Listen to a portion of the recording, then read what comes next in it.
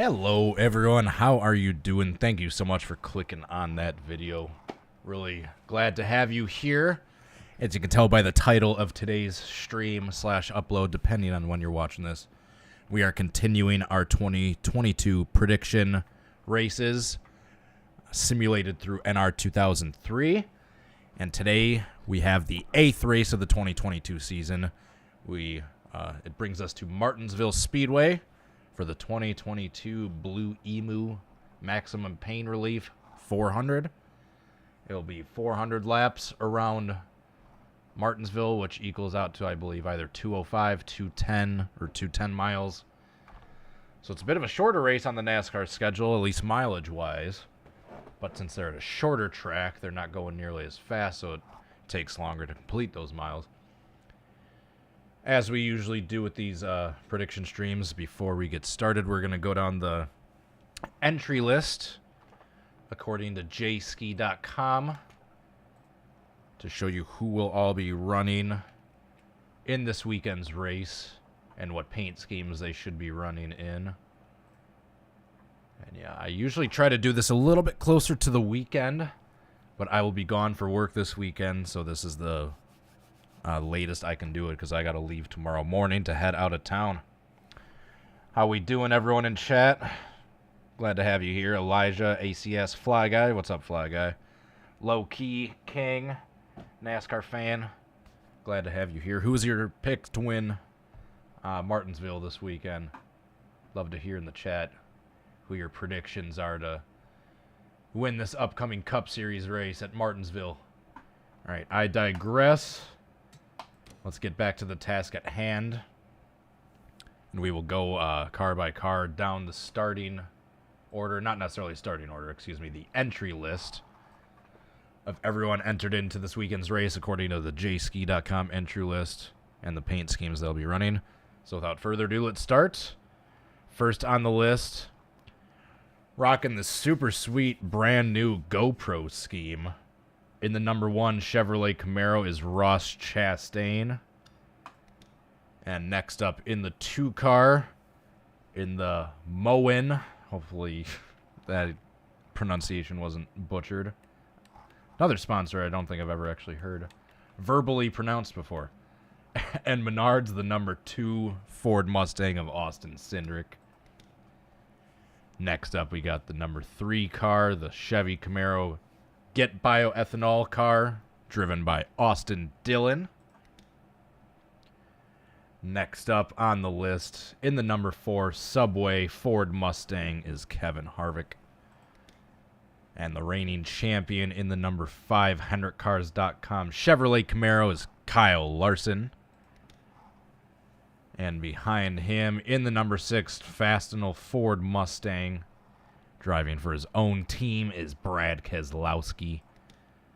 And returning to the scheme, he was racing for the Daytona 500.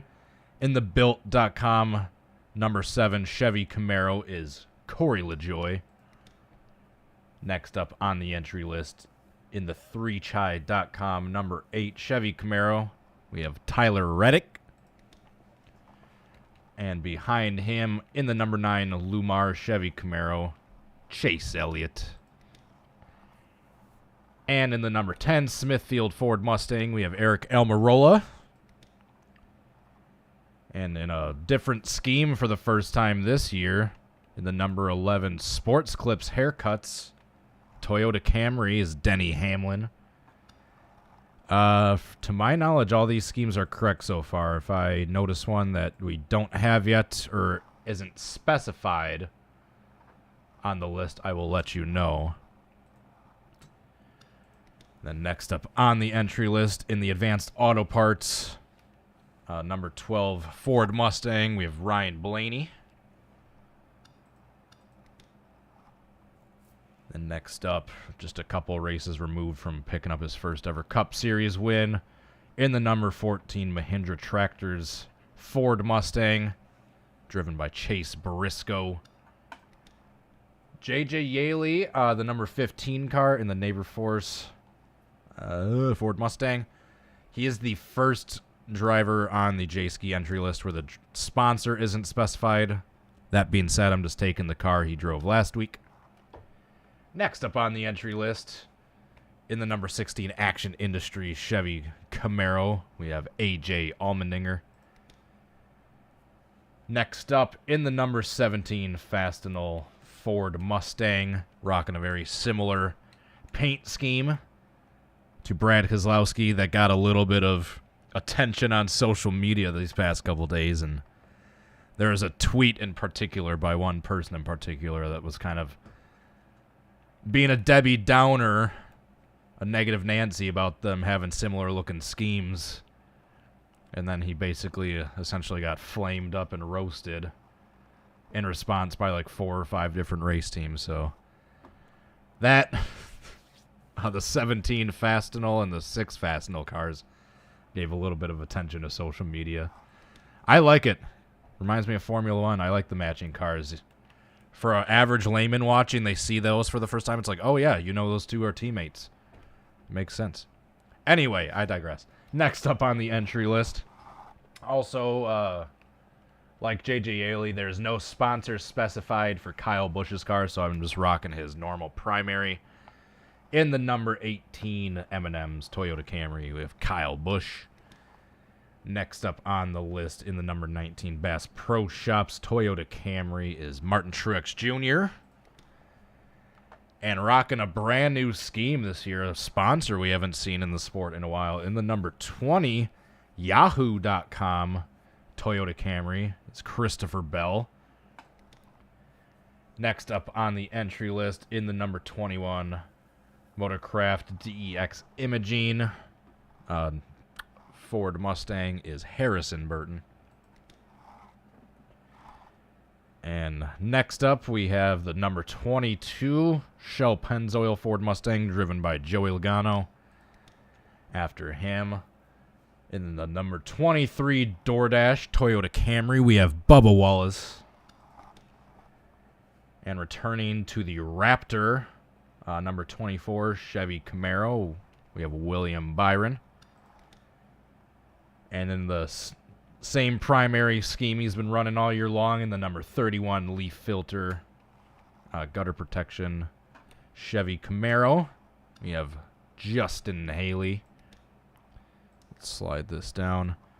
Next up on the entry list, in the number 34 Navage Nasal Care Ford Mustang, we have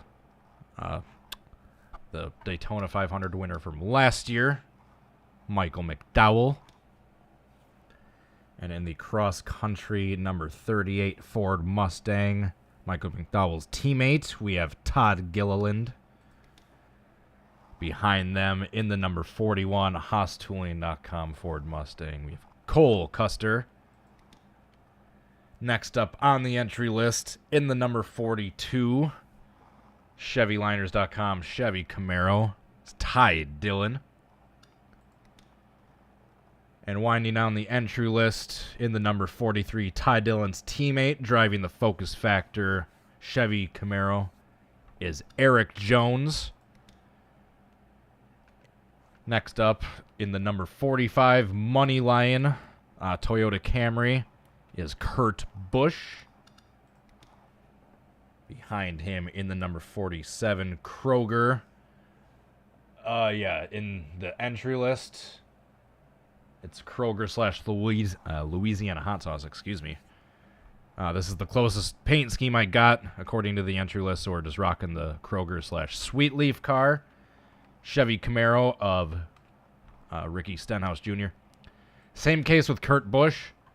He'll be rocking a similar scheme to this, but I believe this week he'll have McDonald's on the hood instead of Money Lion. Money Lion will still be on the quarter panels, and the scheme still looks similar, but it'll be a red hood with McDonald's, it appears, according to some social media pics I've seen. Next up, in the number 48 Ally Bank, did I already say number 48? The Chevy Camaro of Alex Bowman. And just a few more cars left on the entry list. In the number 51 Nurtec ODT Ford Mustang, we have Cody Ware. In the number 77 Ziegler Auto Group Chevy Camaro is Josh Balicki. Second to last car on the entry list in the number 78 Epilepsy Foundation, driving a new paint scheme this week in the Ford Mustang, is BJ McLeod. And speaking of new paint schemes, last on the entry list in the number 99, rocking a very similar paint scheme to his teammate Ross Chastain in the GoPro Chevy Camaro, is Daniel Suarez. And that is your 36 drivers on the entry list. Your cars and stars and cars of the 2022 Blu-Emu Maximum Pain Relief 400. Without further ado, let's jump into the race session and get ready for 400 laps around the paperclip. So I'm going to be using a version of the track I believe is based off 2017. There's a 2018 version that exists, but they were racing really weird. The AI kept hitting the backstretch wall and kept wrecking like every lap. This version, I did some tests. They seem to race really good, pretty cleanly and pretty realistically. And there's a 2020 version as well, but that is a nighttime version. I believe they'll be racing day this upcoming Sunday for the 400. I actually went as far as to look up the upcoming forecast for Martinsville, Virginia this Sunday. It looked to be partly cloudy weather, so I did clear. It looked like mostly sunny, and then looked like the high temp was 55, and we had wind speeds of 12 miles an hour on the forecast. So I went so far as to look up the weather forecast for Martinsville, Virginia. That being said, I am going to load up this session.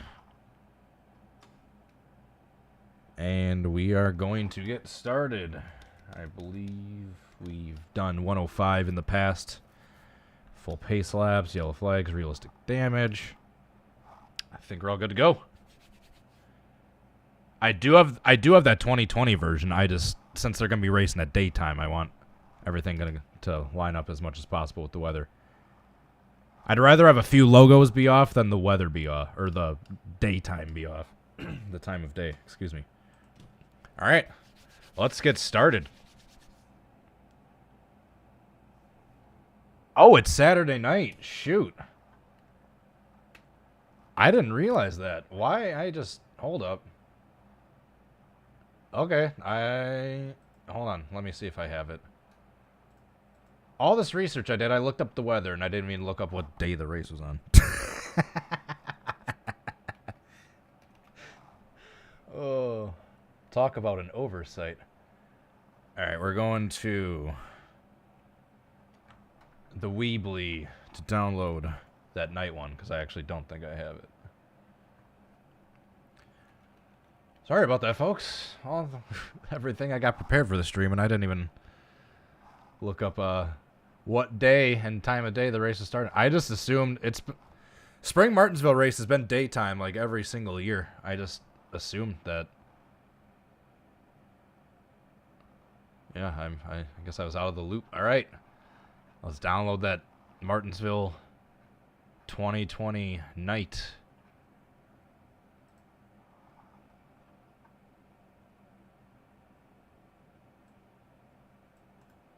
All right. Darn it, I clicked on the link. Whenever I click on the link and it takes me to Stunod, it always has me like logged out. Then I can't download it. So then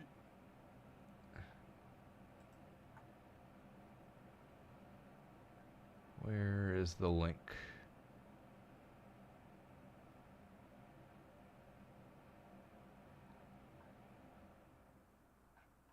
Hold up. Now people are saying it doesn't have a sky.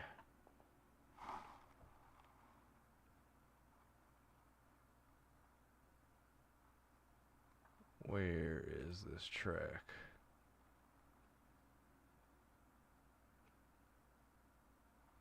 Yeah, whenever I click on the link through Weebly, it takes me to Stunod, but then I'm logged out. Here we go.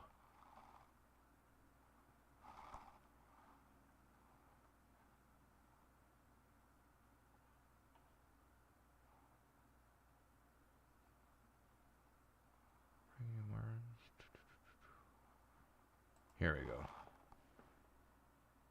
Got it.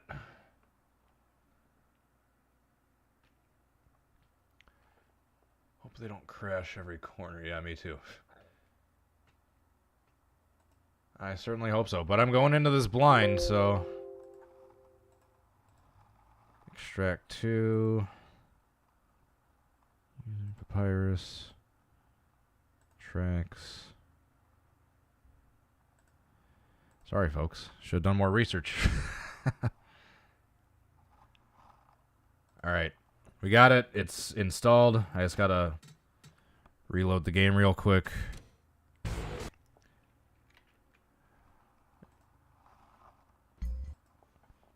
Alright, so we should have Martinsville 2020 night.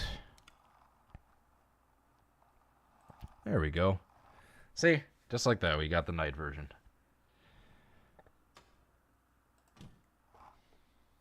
Alright, let's, yeah,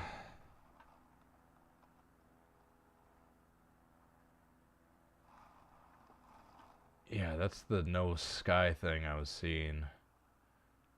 Let me go back to this. Someone said they had it fixed.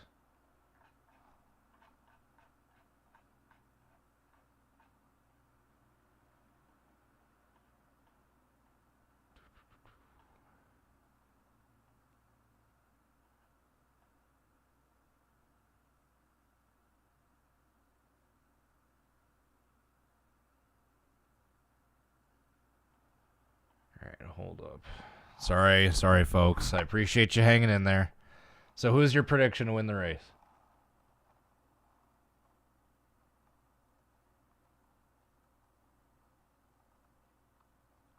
Never mind. It sounds like a whole big thing. All right, the sky looks black. It's cloudy. It's overcast. There's no stars in the sky. Let's accelerate into the practice session a bit just to make sure they're not like constantly crashing. Kyle Larson, Ty Dillon.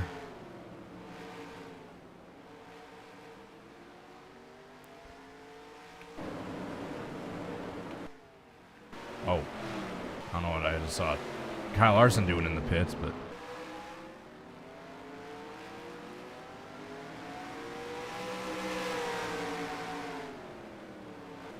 all right, they seem to be running fine.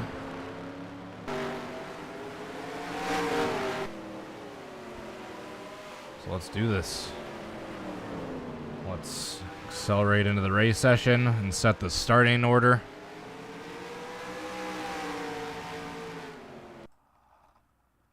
All right, race. Let's do this. Drivers. All right, so the starting grid. Who's up front? Shoot, where's up front? Here we go. All right, so your starting order on the pole is the reigning champion, the 5-car, Kyle Larson. On the outside pole, in the 11-car, the Sports Clips Toyota, Denny Hamlin. Behind them in the second row is Chase Elliott in the number 9 car, and in the 19 is Martin Truex Jr. Behind them in the 48 Ally car is Alex Bowman, and in the 18 is Kyle Busch. And in the 1 car is Ross Chastain. On the outside of him is Joey Logano. Behind them, we have Ryan Blaney in the 12 and Christopher Bell in the 20. Behind them is William Byron in the 24 and AJ Allmendinger in the 16. Next up on the starting order is Kevin Harvick in the 4 car and Michael McDowell in the 34. Next, we have Tyler Reddick in the 8 and Ricky Stenhouse Jr. in the 47. Next up on the starting order is Harrison Burton in the 21 and Ty Dillon in the 42. Next, we have Chris Buescher in the 17 car, and on the outside of him is Chase Briscoe in the 14. Behind them is Brad Keselowski in the 6, and to the outside of him is Bubba Wallace in the 23. Next, we have Austin Cindric in the 2 car. On the outside of him is Cole Custer in the 41. Next, we have Austin Dillon in the 3 car, and Eric Jones in the 43 car. Behind them is Kurt Busch in the 45 and Daniel Suarez in the 99. Next row is Eric Almirola in the 10, and BJ McLeod in the 78. And next up is the 7 of Corey LaJoy. And on the outside of him is Cody Ware in the 51. The second to last row is the 15 of J.G. Yaley and the 31 of Justin Haley. And in the final row, we have Josh Balicki in the 77 and Todd Gilliland in the 38 car. Now we're just waiting any moment for those engines to fire off. Drivers, start your engines! There we go.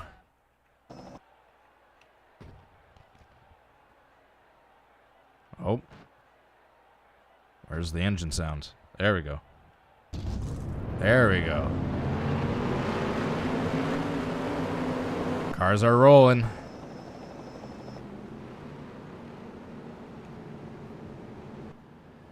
Since I forgot to, can we please look up when the stages will be at, what laps we will have the stages on? I would appreciate the assistance with that if anyone can possibly do that. But they are rounding turns 3 and 4. The pace car is off. Kyle Larson rounds turn 4. Getting ready to see the green flag. And the green flag drops. We are racing. Kyle Larson gets a good jump. Goes into turn 1 and clears the outside pole sitter of Denny Hamlin. Denny Hamlin now side by side of Chase Elliott, but he gets clear. He goes to the inside of Kyle Larson, gets a great run. Sticks his nose underneath Kyle Larson there, side by side for the lead in the first lap. Kyle Larson leads that first lap. Denny Hamlin fighting back on the inside. Kyle Larson gets him clear. Seems like the inside is good in turns 3 and 4. But then the outside might have a slight advantage in turns 1 and 2. Based on those first couple laps that I saw. As we go on this run, they'll start to get sorted out. But in the meantime, let's take a look at these battles. Further back in the field, Kyle Busch taking a peek to the inside of Chase Elliott. Chase Elliott trying to fight back, but there's only so much you can do on the outside at Martinsville. Aside from just let the car pass and try to get a gap behind them. Oh, but Chase clears him. Back when there's... Should say if there's still fresh tires, there's a chance to make some runs, apparently. So let's follow Chase, because he seems to have a pretty fast car right now. But as I mentioned before, that outside seems pretty dominant in turns 1 and 2. Oh, Joey Logano pitting unexpectedly. Is he a lap down, or is he still on the lead lap? I'm not sure.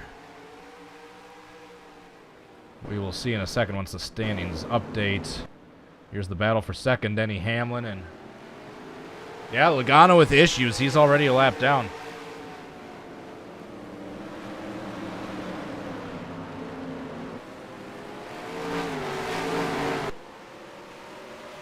So the field's starting to get fairly sorted out. Stages are 80, 180, 400. Thank you so much, folks. Appreciate the help. So Chase Elliott, 4th place, trying to track down Martin Truex Jr. in 3rd, Denny Hamlin 2nd, and currently leading is Kyle Larson in the 5 car.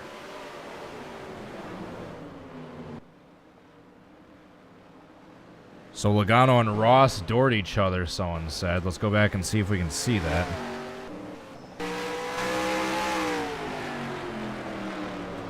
Let's try not to rewind too fast, because that's...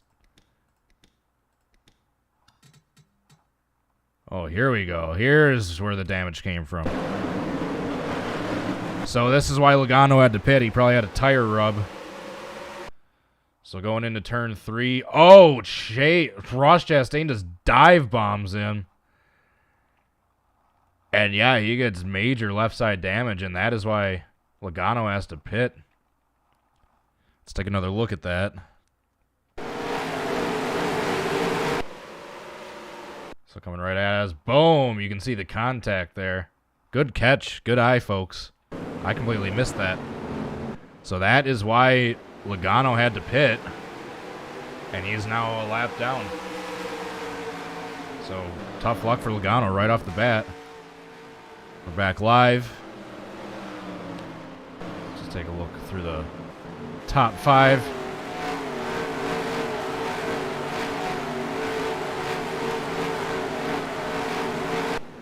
Whoa. Oops. What's going on with my cameras? Oh. That's why. I was on the pace car. That's why it didn't move.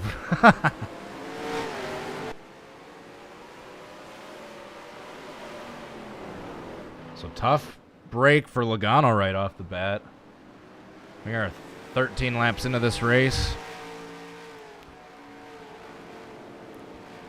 Kyle Larson starting to stretch the gap just a bit. That's a short track. There's only so much room.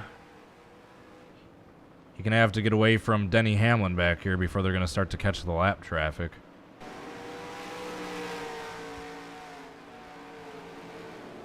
I remember, hold on, NR2003 lap back command offline. I remember seeing something that you can give the AI like a lap back.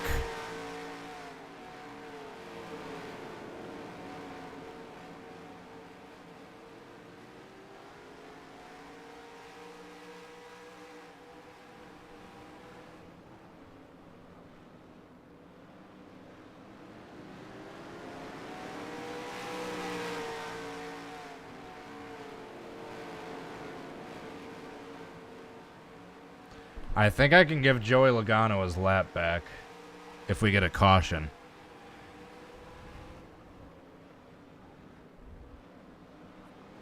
I think if they, after they pit, after the caution or the stage, once Logano's in the back of the field, then I can give him a lap back. He'll be back on the lead lap. I think there's a command I can do for that.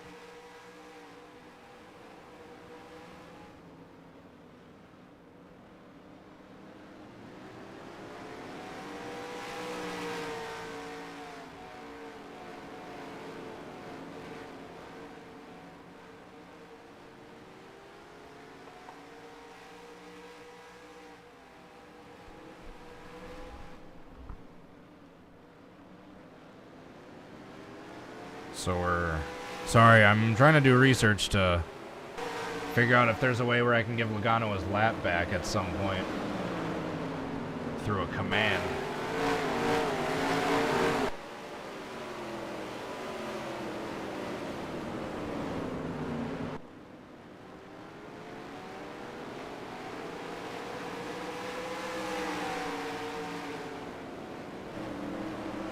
Stuff, yeah, is there a space between the plus and then the number sign? Because I saw someone saying that they were having issues with that, but I will try that once we get to the stage to try to give Logano his lap back, so.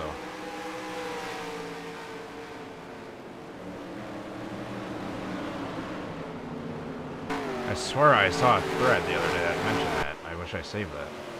Offline commands. I'm just typing that in.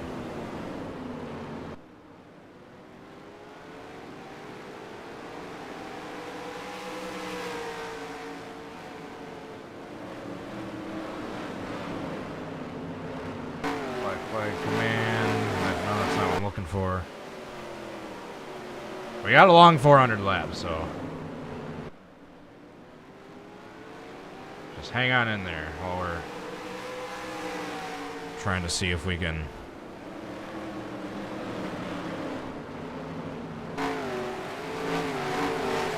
do that for sure.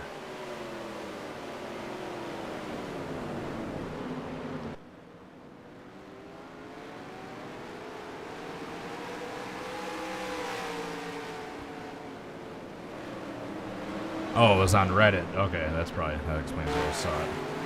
Alright, so things are pretty sorted out throughout the field.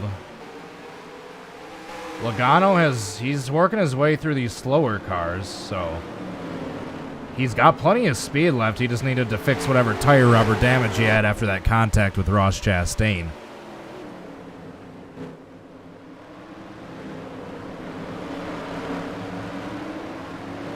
All right, I will do that in the next caution or stage and try to give Logano his lap back. We'll take a look through the rest of the field, see if we have any battles going on. Slowski up in the upper groove here, nothing really happening there.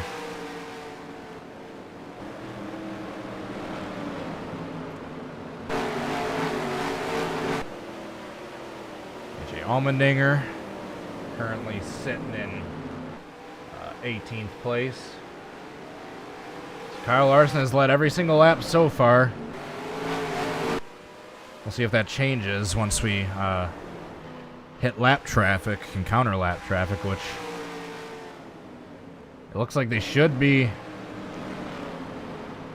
getting here shortly.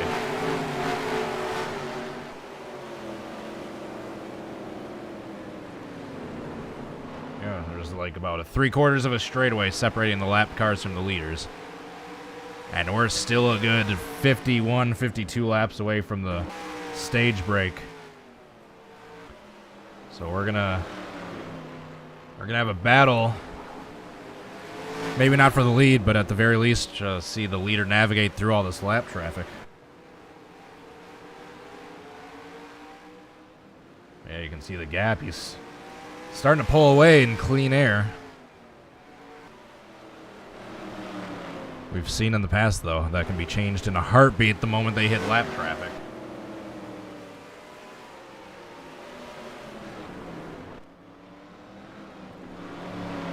I've explained in my previous streams, but I'll do it in this one as well in case there's anyone new joining in. I have the AI ratings done randomly with all the cars broken down into 3 categories. I have your small team cars, like your back markers, your middle team, your mid-pack cars, and then your front runners or contenders. The lower category, I have randomized all their ratings between 60 and 70. The middle category, all their ratings are randomized between 70 and 80. And then the front runner category, all their ratings are randomized between 75 and 85. And I do that differently every single race. Like, so it's not like keeping the same ratings race to race. So that's why we have different leaders in different races. So, focus on Larson dominating. Meanwhile, let's take a look back here for second. The 2 Joe Gibbs cars nose to tail.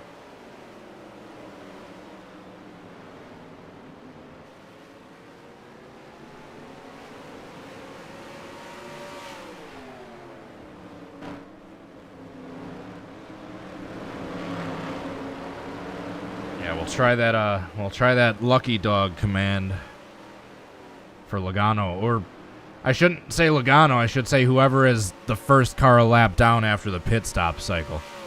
I think we have to do it after the pit stop cycle. So that'll be a little goofy, but we can still get the first car a lap down their lap back, I believe.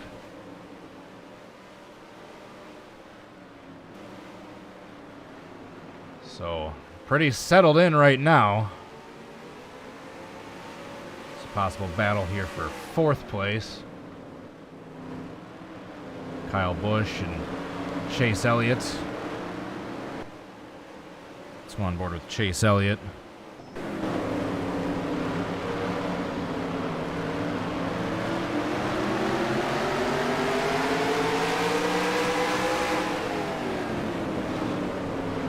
The 19 checks up and drifts up the track a bit. On board with Martin Truex Jr.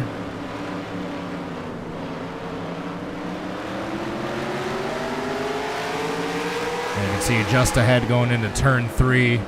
If we go on board with Kyle Larson, he has caught the lap traffic. We're about halfway down with stage 1. And right on cue, the lap traffic has been caught. So now we're going to see how well these leaders can start navigating through these slow cars. And now since Kyle Larson has caught these slower cars, well, these cars from second on back start to be able to catch him. So already sticking his nose underneath. The 77 gets the better run on the exit. So Hamlin was 1.5 seconds back that last lap. Oh, they're side by side in front of Larson. Now he certainly doesn't need that. So 1.5 seconds.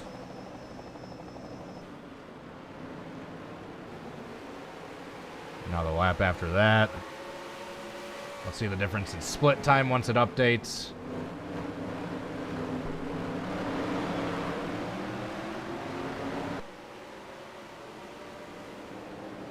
.564. And the following lap, 1.429. Yep, he's catching him. Whoops. It always jumps to the pace car. All right, let's go on board with Hamlin. As Larson will eventually start to get past some of these cars, but in the meantime, you can see that gap starting to close.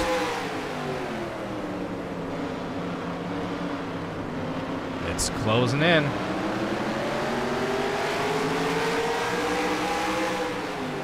And yeah, that's just a lot of cars in front of Larson.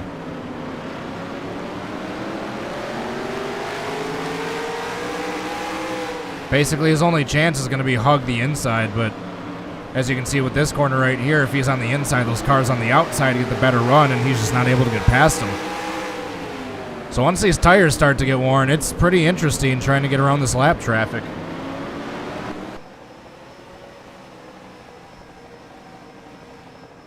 Here we can look at the gap as it starts to close into under a second as Hamlin's closing in with Larson caught behind these lap cars. There we go. Larson gets a good run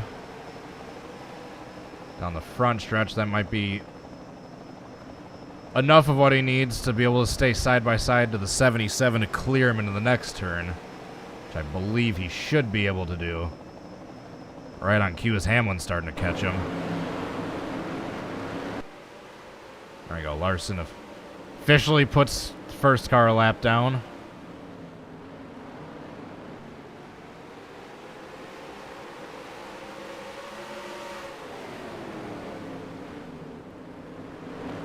So Logano is no longer in the lucky dog position, as now Todd Gilliland.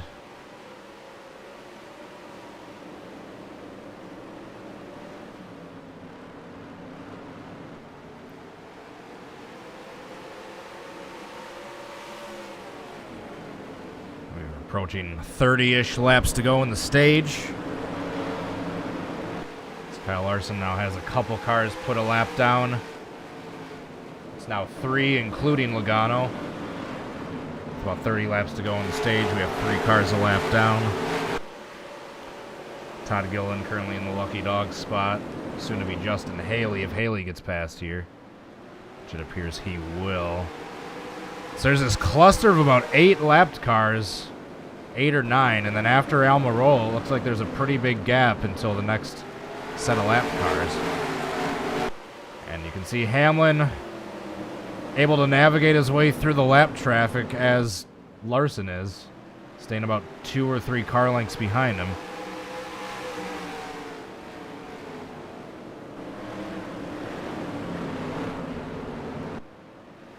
So you can see the distance between Larson and Hamlin here once we get Hamlin back into view. There he is. So this lap traffic has certainly closed up the lead battle. There's no doubt about that. Looks like Larson's able to keep about a lapped car or two between him and Hamlin at any given time, but since Hamlin gained that time on him, he's not really letting him get away much more now that they're in the midst of this lap traffic.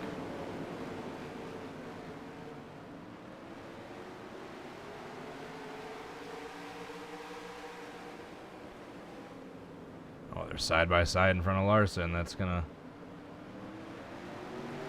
Oh, but they're side by side in front of Hamlin too.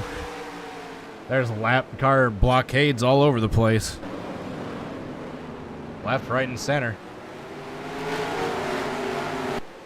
Alright, so as they're navigating this lap traffic and we're getting into the closing stages of lap 1, I think it's time for a good old-fashioned crank it up.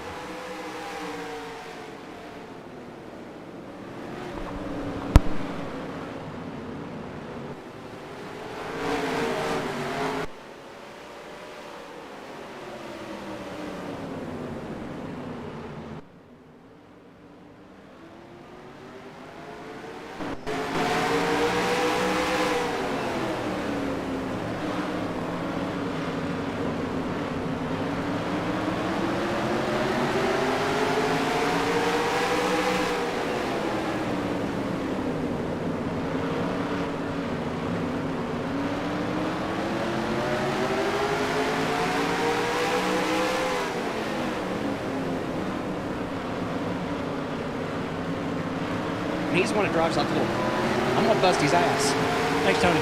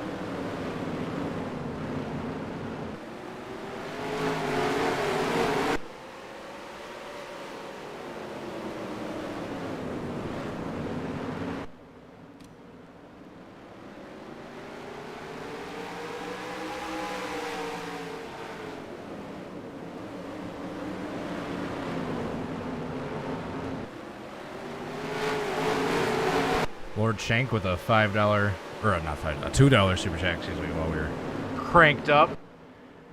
I got your Twitter, man. I apologize I haven't gotten back to you yet. I've just had an incredibly busy past few weeks.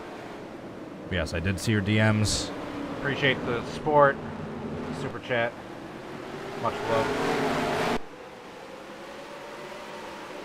And through the crank it up. Denny Hamlin is losing a few spots. Chase Elliott has moved up to second. Alex Bowman, the hack, is third. The last time Denny Hamlin and Alex Bowman were next to each other at Martinsville, we had major drama. That's where the hack comment came from. Denny Hamlin's starting to fall off a bit. So now the big question is, will they have to pit before the end of the stage? Kyle Larson cleared all the lap traffic, so now he can start pulling away. He's about a second ahead of Elliott that last time back. I'm guessing it's going to be a lot more with each lap as long as Elliott is still caught back here.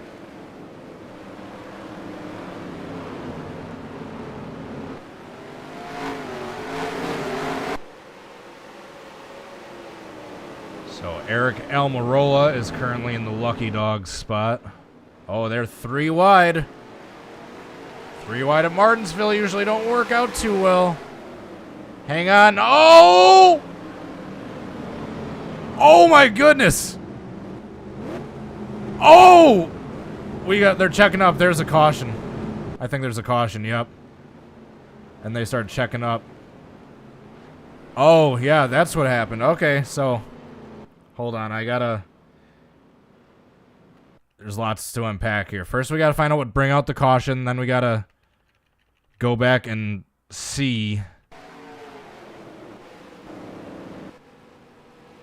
Oh,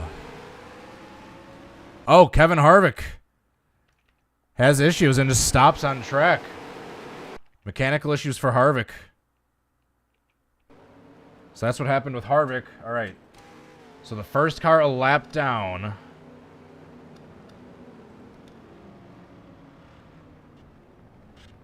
Oh, geez. We got cars hitting each other in the pits. So whoever wins this battle off pit road of the lap down cars, we will then award a lap to as the lucky dog, if you will. So we gotta get ready to do that quickly. God, they're hitting each other left and right in the pits. I should turn the damage on. Alright, so what was the command?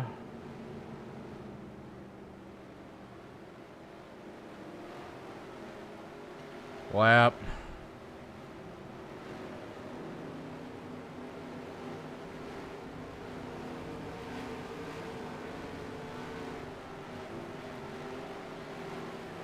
It was not Eric Almirola that won the battle off pit road. Who's... Oh, they gotta wait. They gotta wait. Uh-oh. Here we go. Kevin Harvick.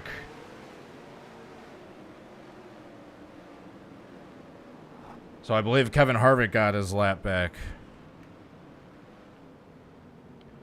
Number 4. Nope. Lap. Oh, shoot. Plus number 4. Lap. Plus number 4. Well, I guess it doesn't work. We tried. I don't know why it doesn't work, but it doesn't work. And who won the race up pit road? Larson won the race up pit road. I tried the command.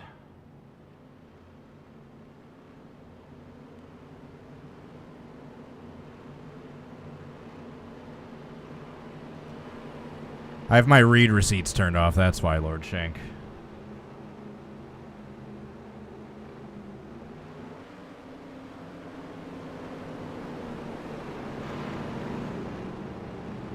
But yeah, we, after that pit stop, we have Alex Bowman in second. We're gonna have a short shootout before the end of the stage.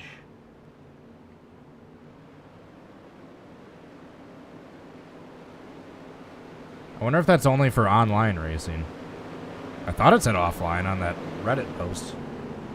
Alright, so we have 26 cars on the lead lap, Kurt Busch being the last one. Kyle Larson gets ready to lead him back to green for what should be a 8-lap shootout until the end of stage 1.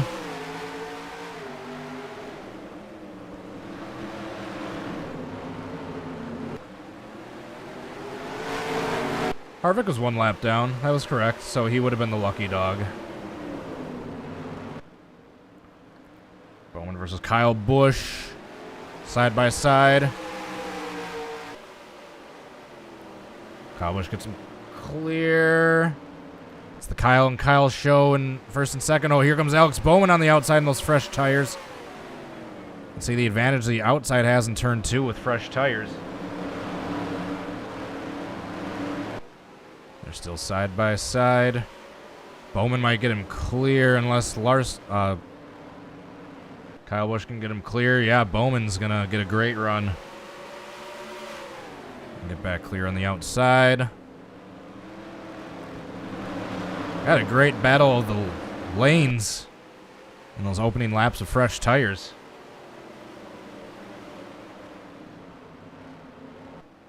How many laps are we on? All right, so this time by 5 to go on the stage.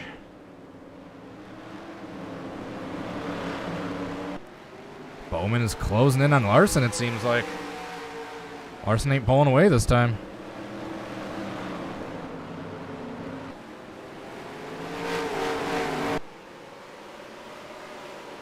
So 4 laps to go in the stage. Yes, just making sure I'm not losing track.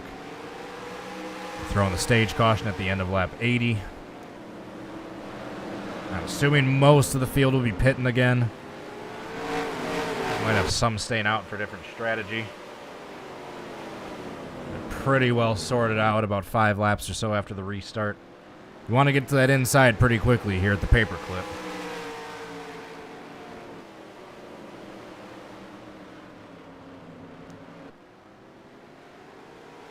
They slow down so much in the turns, I keep thinking they're slowing down for a caution.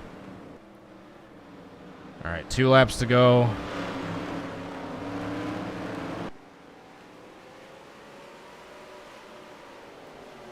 Into turns 1 and 2. Back onto the throttle. Down the back straightaway. Into turns 3 and 4. On the final corner. Larson sees 1 to go for stage 1.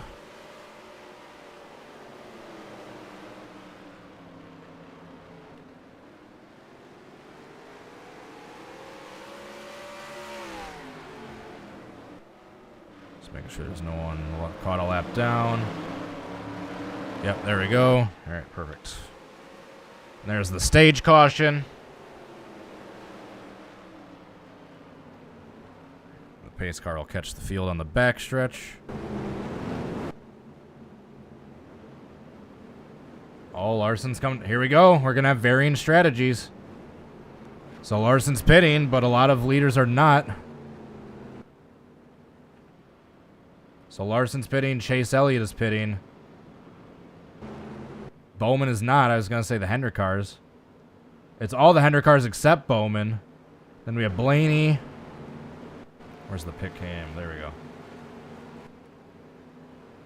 So we have Kyle Larson pitting. Then Chase Elliott, William Byron, Ryan Blaney, Tyler Reddick. Looks to be about half the field pitting and half staying out. So we're going to have differing strategies here. Reminder, there's only about 10 laps put on these tires.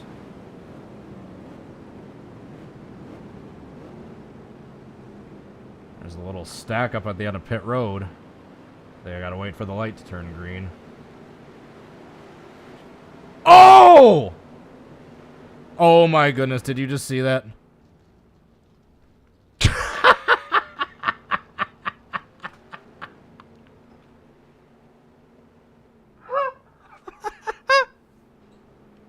What the hell did I just see? Alright, so those 2 Hendrick cars are done.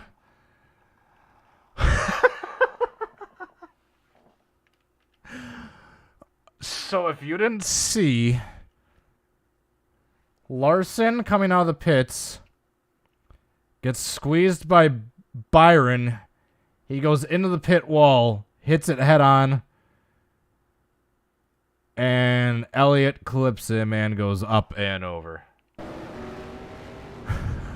Oh my God. What on earth? What on earth? And now we got more chaos. It's the paperclip. Oh my goodness. And now these cars are going to go a lap down. Oh my goodness. Well, you never know what you're going to see in one of these NR prediction streams. You never know what you're going to see. Though that was all Hendrick on Hendrick violence. Oh my goodness. I've never seen anything like that before in my life. Elliott! He flipped and he's back on the track in the modified. Where is he? Here we go. Elliott has rolled and he's back on track. Larson is out after leading all the opening laps. But Bowman is your current leader. What a roller coaster of emotions for Hendrick in this race. Larson leads all the laps, wins the stage, crashes out. Bowman takes over as the leader. Elliott flips. Comes back, he's still driving, and Byron, the 4th Hendrick driver, is responsible for all that chaos.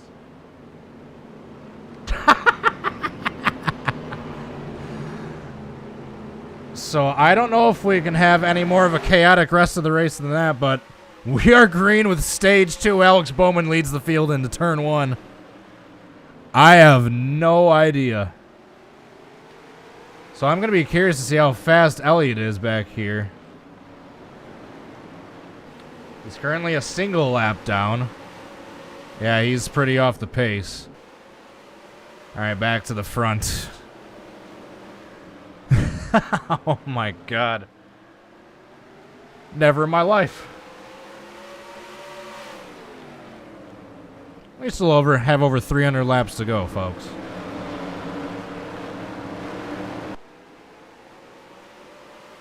I don't know if I've ever seen anything quite like that in an NR2003 race.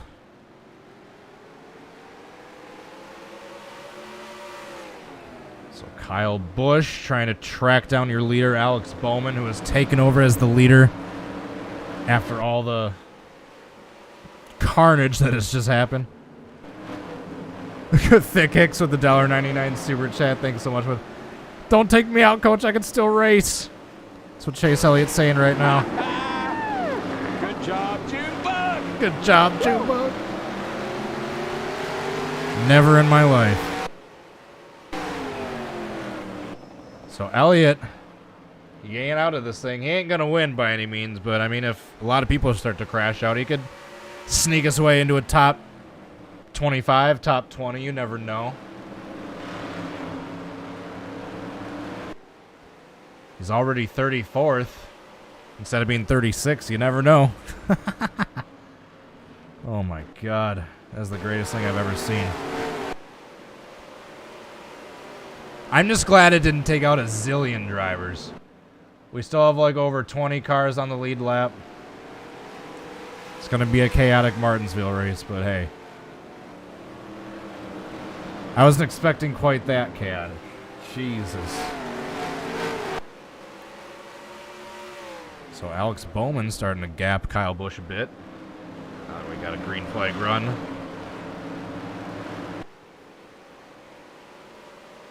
Eric Jones is currently the last car on the lead lap. Let's take a look at that. Where's Eric Jones at? So these are all the lap down cars. There's... Nope. I always get the damn pace car. Yeah, Logano's 3 laps down. He's made multiple stops into the pits. Eric Jones is the last car on the lead lap.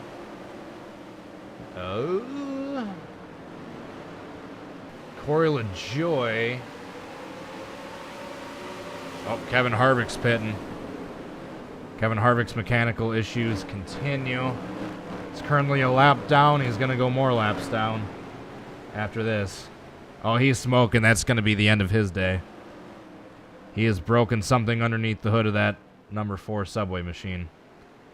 It's a tough break for Kevin Harvick, as he's going to most likely DNF this race. That's another spot for Elliott. He'll be up in the 33rd after that, I believe.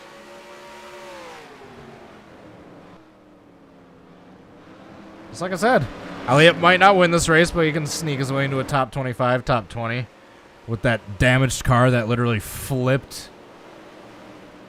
If Elliott can get a top 20 in a car that flipped, he will forever be a legend.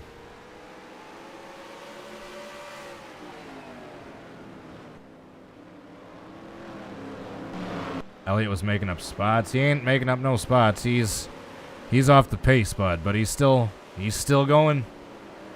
He's still going. I should simulate the supercars. I definitely might do one of these for the Indy 500. Because someone released a 2022 IndyCar car set. And there's a 2020 IndyCar, or an Indianapolis. I might do this for IndyCar. For the Indy 500.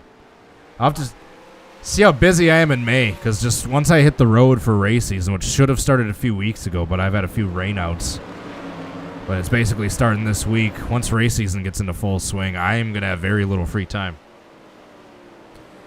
Basically, next week, I'm on the road like 6 out of the 7 days, and the only day I'm going to be home is when I'm going to try to do the Bristol Dirt Simulation stream. Looks like Bowman's off the pace a little bit. Kyle Busch is starting to catch him. At least just the eyeball test would appear so. Got 300 laps to go in this race, 100 laps in. Officially 25% done. Maybe it's just a bad couple corners for Alex Bowman, because now he's starting to gap Kyle Busch again.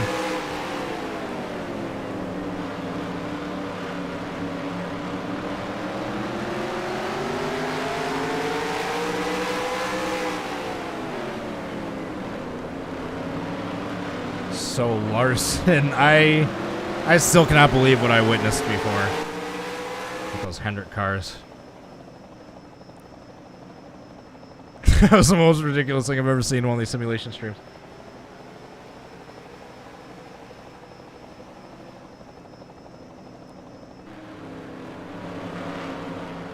We're not going to do a technical crank it up. I'm just going to be gone for like 30 seconds. I just got to go grab something real quick. I'll be right back.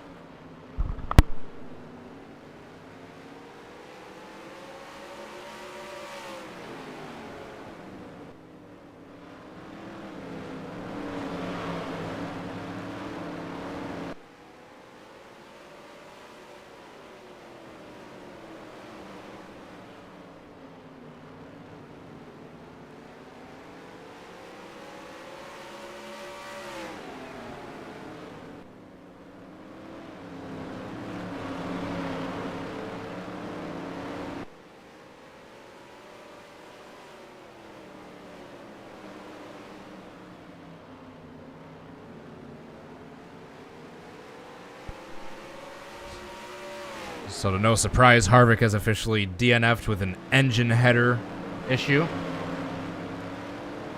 So Kevin Harvick in the 4-car out for the day with a engine header.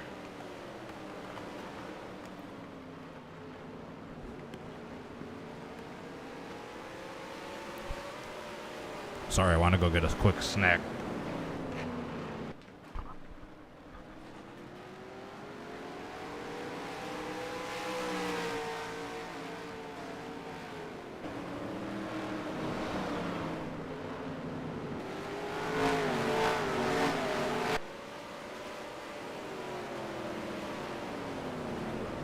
So this race was basically, up until that major incident, being dominated by Hendrick, is now being dominated by Joe Gibbs, essentially. We have all 4 Joe Gibbs cars in the top 6 right now.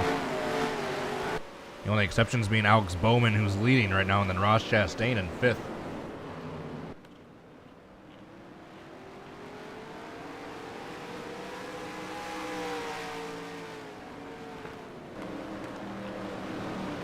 Eric, good luck.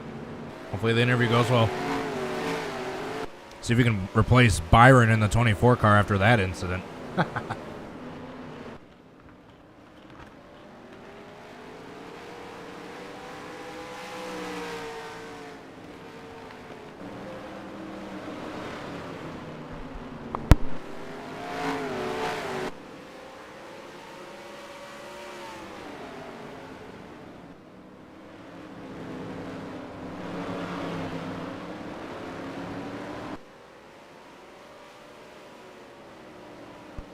I do remember that 48 Nation. I do remember that. That was a great clip.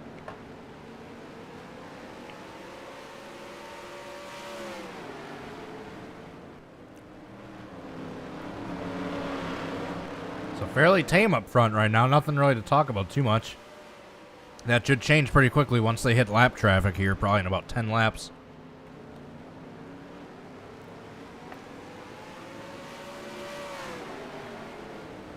In the meantime, we'll just hang out and watch Alex Bowman do his thing and just make it look super easy as he leads this field of these NASCAR Cup Series drivers.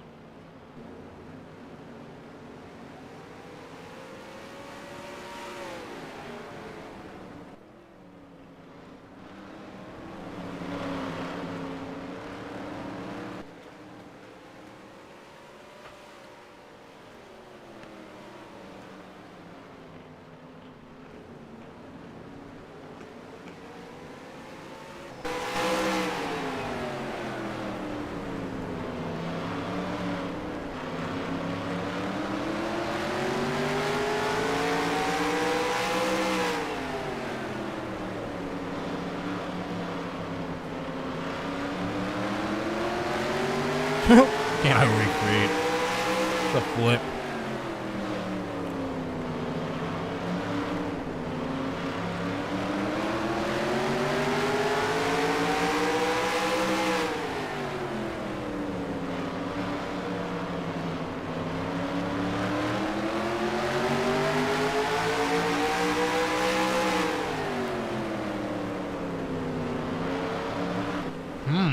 What happened to Hamlin? Hold up. Did he pit? Oh! Caution! What is going on? What is going on, Hamlin?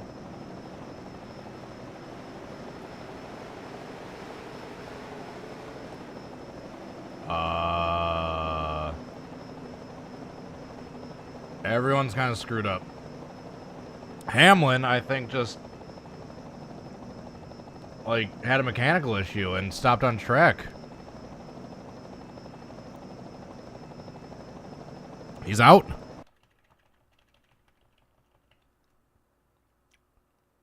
Oh no.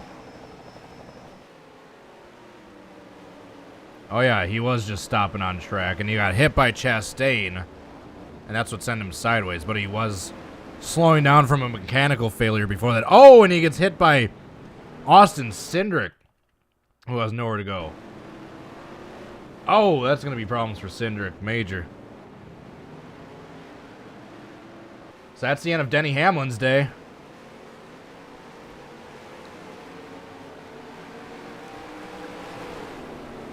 Poor Cindric. Just good 10 seconds after the accident, just... There's still no caution. Finally, there's the caution as Hamlin stopped on track and is, boom, nowhere to go.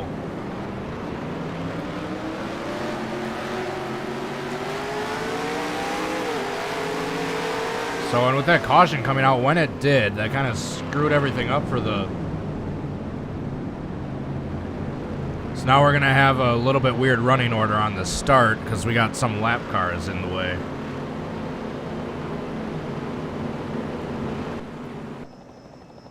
Still have Kyle Busch in second, but then there's some lap cars separating Martin Truex Jr. and Christopher Bell. So Hamlin, right as I was talking about the JGR dominance, has an issue and ends up DNFing. And guess what? That's another spot for Elliott. Elliott has moved his way into the top 30. Elliott is currently sitting 30th with a car that is flipped. This car has been upside down, folks. And he is not only still rolling, he's moved into the top 30.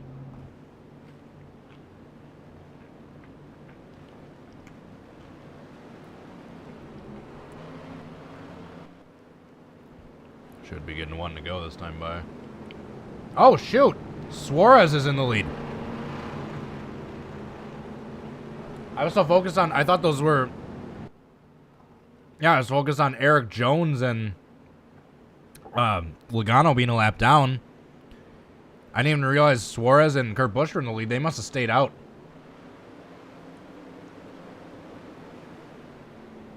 Or they just did a better pit stop. But Suarez is currently leading. Followed by Kurt Busch, and then we have the lap cars of Joey Logano and Eric Jones. Then behind them, it's Alex Bowman and Kyle Busch. Getting ready to go back to green. Daniel Suarez leads the field.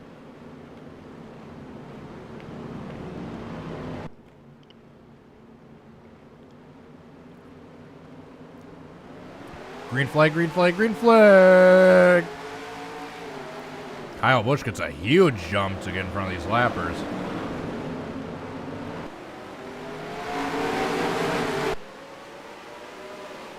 Oh, Kyle Busch! He's pitting. What? Kyle Busch with an unexpected pit stop. Logano's racing to try to get one of his laps back. I think he's on fresher tires than Suarez. Logano's pitted 4 times. Suarez has only pitted twice, so I'm guessing Logano has overall fresher tires. He can get one of his laps back here if he races Suarez and passes him naturally, which he does. Did that caution just come out? No, I was seeing things.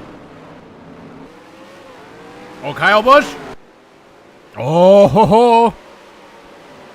He pitted, he did what he needed to do, and got back out on track before going a lap down. I think. Unless he is a lap down.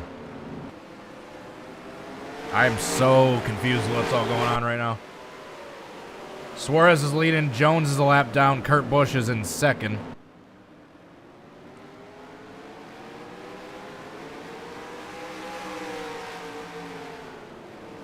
Where's Kyle Busch? Yeah, Busch is still on the lead lap, just barely. Here's side by side for second. Alex Bowman, Kurt Busch, with the lap car of Eric Jones separating them from the leader, Daniel Suarez.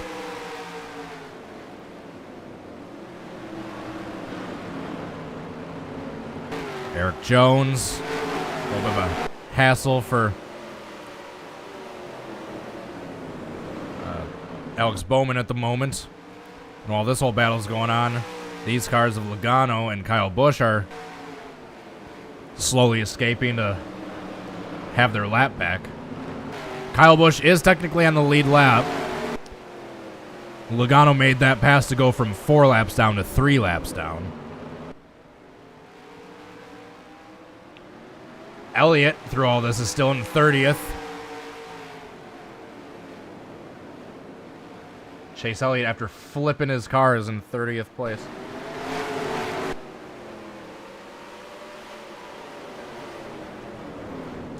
Yeah, I don't know what unforeseen issue Kyle Busch had, but he pitted, he got into the pits, did what he needed to do, and got right back out on track just in front of the pack before he went a lap down. So props to the 18 pit crew. Truex Jr.'s moved his way up into 3rd place.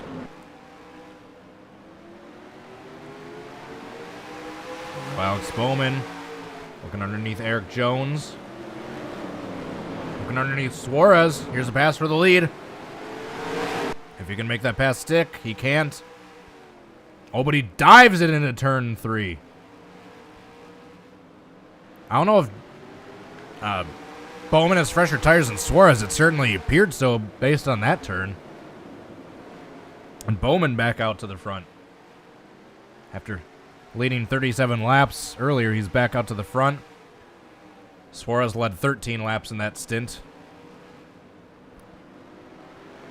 Now Eric Jones is trying to get out of the way for these folks. I say that, he dips right back underneath Suarez.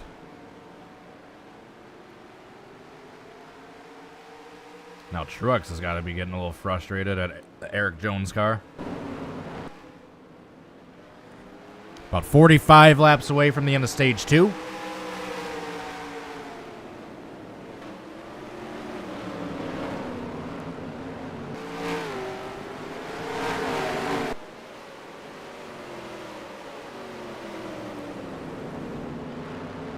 Yeah, Eric Jones does not want to give up. If I had the lucky dog working, he'd be the lucky dog right now, but I'll try to figure that out by the next one. So that'd be a cool feature to have for these.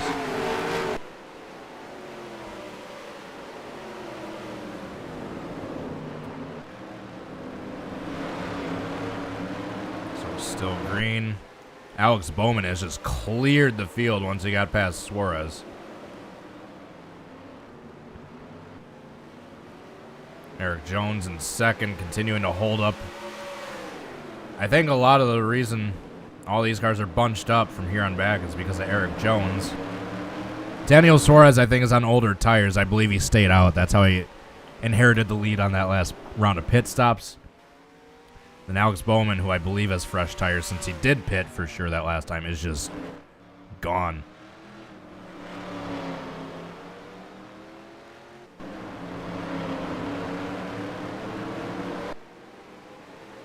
Truex is finally to the inside of Eric Jones, but Jones going to have the advantage in turn 2, depending on what kind of run he can get. Oops.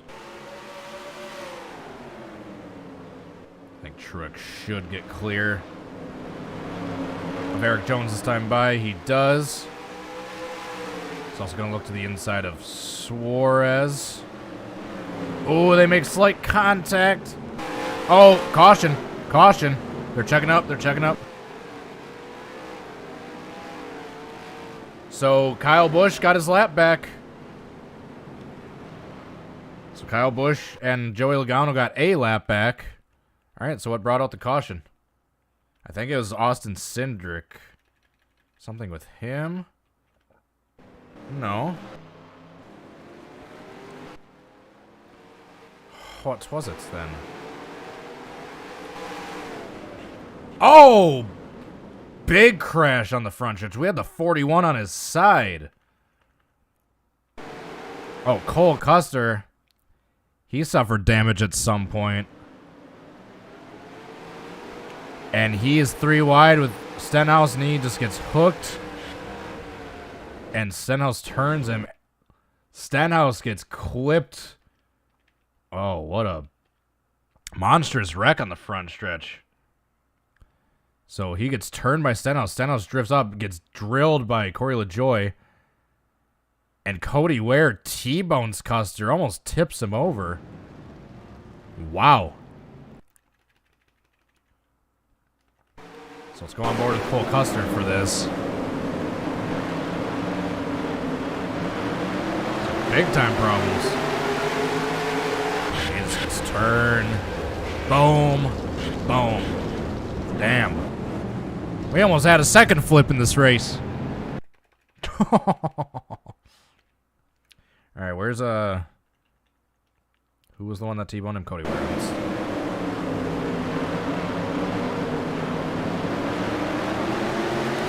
It's hooked, turn.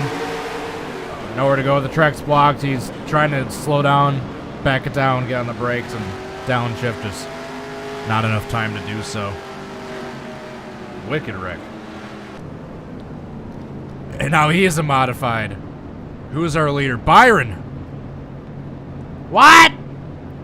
Byron, after causing all that chaos, has inherited the lead.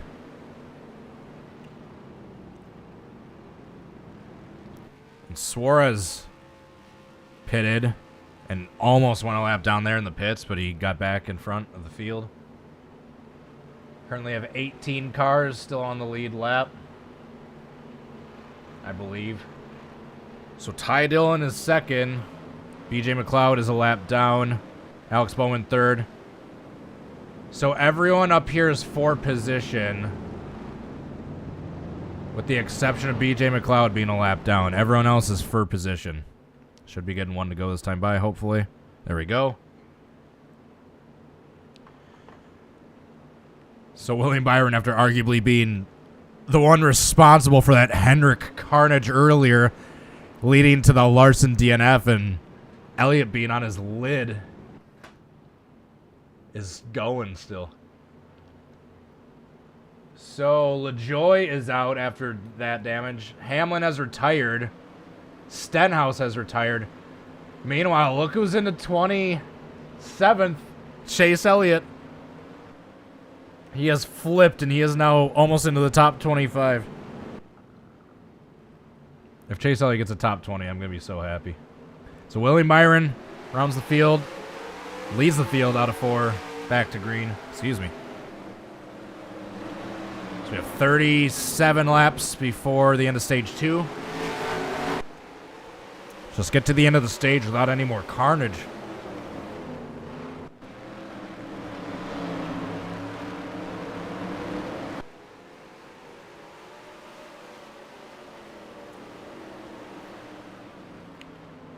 As a reminder, BJ McLeod is a lap down. Everyone else is for position. Truex the inside of Bowman for third. Side by side on the front stretch. Truex will have the initial advantage right there, but if Bowman can stay on the outside, he's going to have a great run down the back stretch right there. That's a good look at it. Now where are they going to go now that McLeod's in their way? Truex probably going to be able to dive it in enough to get BJ clear for the most part. Not quite. So Truex into third, trying to track down the leaders. Just side-by-side battle for fourth between Bowman and Christopher Bell.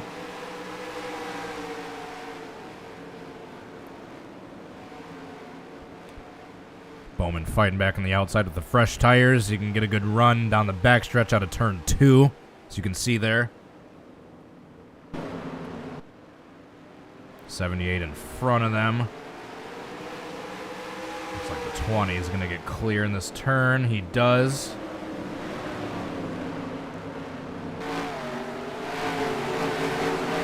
It's clear of Alex Bowman. Meanwhile, our leader, William Byron, is gapped second place.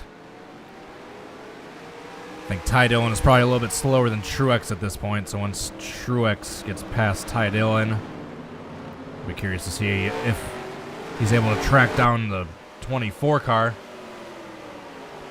Less than 30 laps to go in stage 2.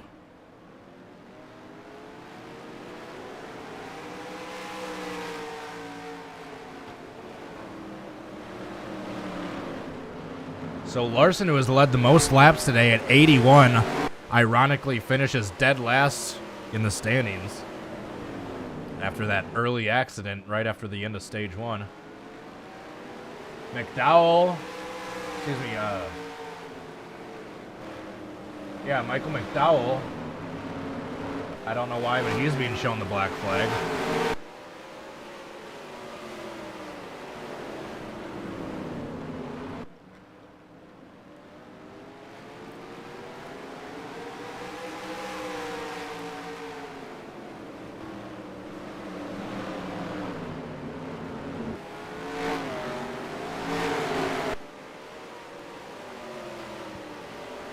Here's a move for second place.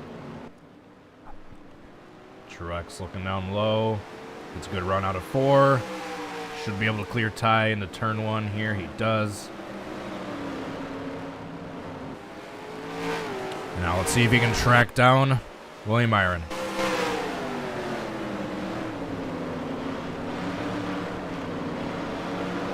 Let's see if Williams the faster car now that they're in clear traffic. Who's this lap car up here? Oh, Suarez. Why is he so slow? And who was in the pits right there?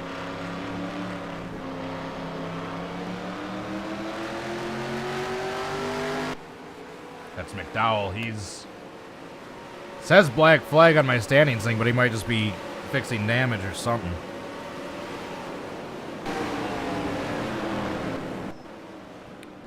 Lots of side-by-side battles still going on further back in the field. Chase Briscoe, Kyle Busch. This particular battle is for 10th place. This side-by-side battle is for the top 10 spot. Justin Haley's a lap down.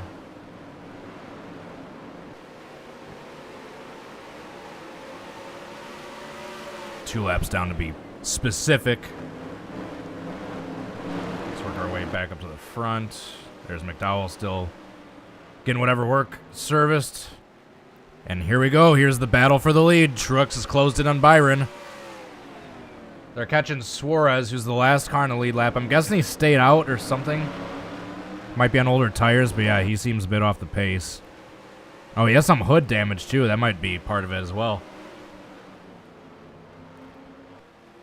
So here we go. Down underneath the slower car of Suarez.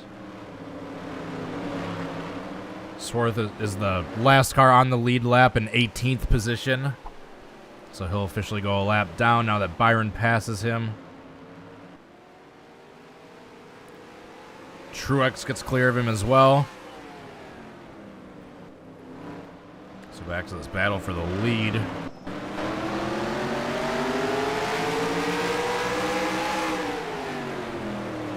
Yeah, Kyle Busch had a close call. Almost went a lap down that last stint. After an early unexpected pit stop after the restart, but he was able to do what he had to do quickly enough to get back on track. And he's currently running 10th. But forget about 10th. This is the battle for the lead right here.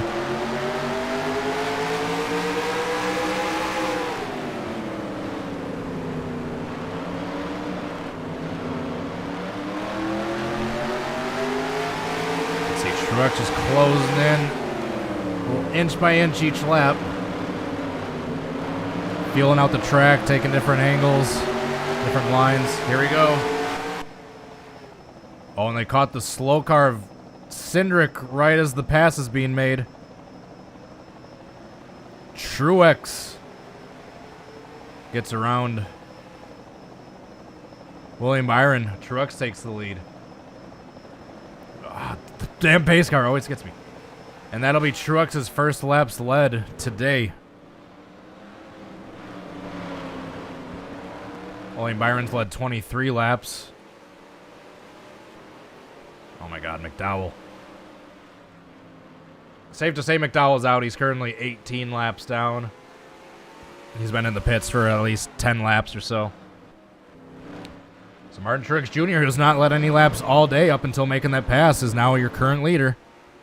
William Byron, throughout his stint as the leader, led 23 laps. So Truex has led 3 laps and counting. William Byron, 23. Suarez led 13 laps. Bowman led 46 laps. And until getting caught up in that incident, Larson, who dominated early, led 81 laps. And those are all your lap leaders today.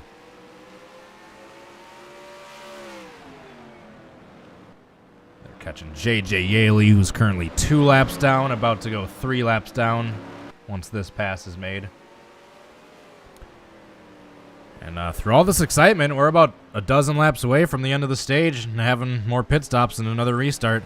And a long, long, long final stint of 200-plus laps of that final stage. So Truex trying to get around Yaley without any issues here. Put him 3 laps down. He'll be able to do so easily, it looks like. Further back, though, Christopher Bell has made his way up into 3rd place. I believe that's the best he's been all day.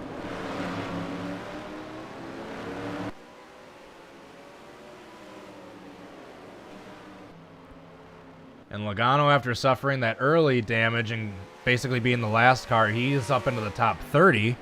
Remember, he had to pit like on lap 3 or 4 after making contact with Ross Chastain. He's been a lap down plus ever since. But with all these other cars retiring, going more laps down than him, he's slowly working his way up the standings. Not going to win the race by any means, but can still salvage a okay points day rather than a terrible points day. Yeah, McDowell is still in the pits for all intents and purposes. He is out of this race.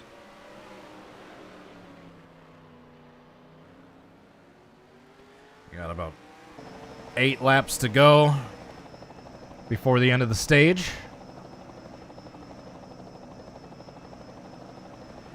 You missed a lot, Jeb. There is a very chaotic first couple of stages. I can't really get into all of it, but long story short, Hendrick dominated early until there was a major incident coming off a pit road after the first stage. Larson went head-on into the barriers. Elliott flipped after Byron caused it. There's been other minor incidents since then. The biggest incident after that, there was a pretty decent-sized pile-up about 50, maybe 40 or so laps ago on the front stretch that took out about 2 or 3 cars. Almost tipped over Cole Custer. Some other minor incidents here and there. About 5 different leaders. Yeah, Truex Jr., Byron, Bowman, Suarez, and Larson are all your cars to lead a lap today. Is there anyone at risk of going a lap down? Nope. So Truex is just looking to coast these last 5 laps, and he'll take home an easy stage win.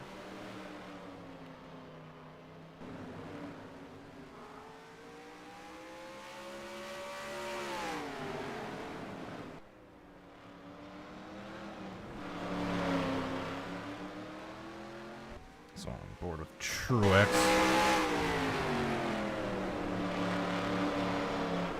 So I currently have 17 cars left on the lead lap, the last one being Austin Dillon. He's about 11 seconds back from the leader, nowhere near at risk of going a lap down.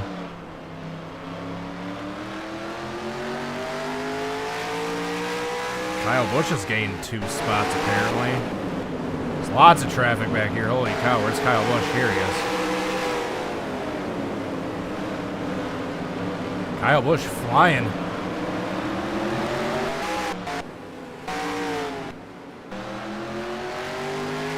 All right. This time by the end of the stage. You guys said lap 180, right? So it's lap 180.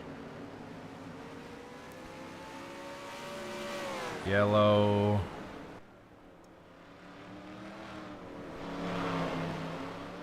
Alright. Yellow is out for the end of stage 2. That's the green and checkered flag. Green and white checkered, whatever it's called. So all your cars on the lead lap will get ready to pit. Cars a lap down have to stay out. So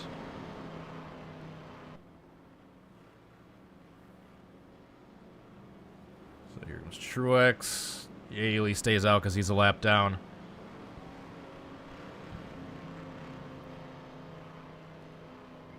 There's Michael McDowell, who's still in the pits.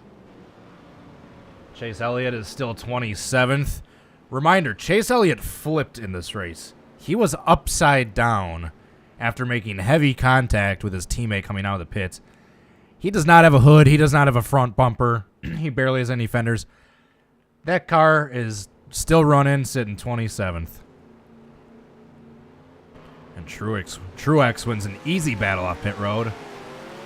The top 3 exit the same as they entered the pits. There go the rest of the cars. The lap down cars pitting. Well, I appreciate you staying up, Obvious. I know it's getting late. This is the only time I could really do this stream. I'm going to be gone the rest of the weekend for work until after. I'll be getting home late Sunday after the race is already done, so this is the only time this week I could really do it.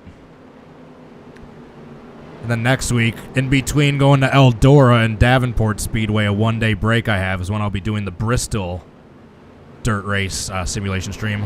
Ironically, bookended or sandwiched in between 2 days where I'll be at actual dirt tracks in real life. Is when I'll be going to, or doing the simulation stream for Bristol Dirt. So here's your top. Oh, a little beating and banging. A little checkup. Brad Kozlowski's worked his way up into the top 5.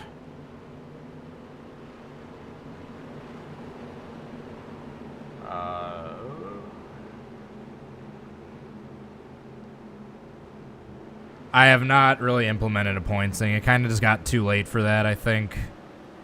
So unfortunately, I'm not really worrying about points too much. Maybe next year I could start with that.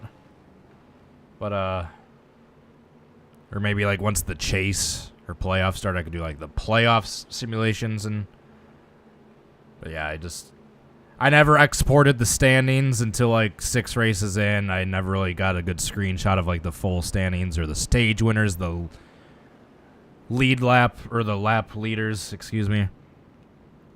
So yeah, I think it's just too late to do the whole standings thing, but I appreciate you guys tuning into these simulation streams nonetheless. Maybe next year I'll start doing that, or maybe for the playoffs, like I said. Appreciate you being here, Junior.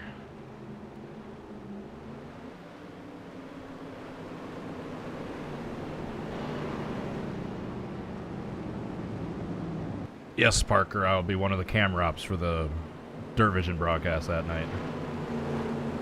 I don't know what. I don't know if I'm going to be one of the ones up top or in the infield, but all I know is there's a World of Outlaws shoot there, and or not World of Outlaws, it's MLRA.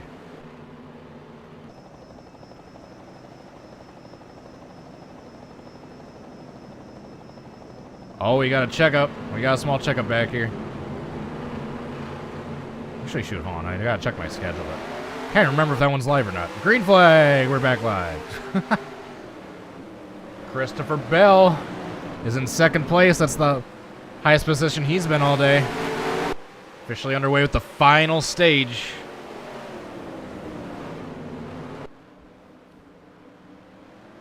Ooh, AJ Allmendinger up into fourth. I think that's the highest position he's been all day. Definitely Hope Stead. Appreciate having you here as well. Who's my pick? That's a good question.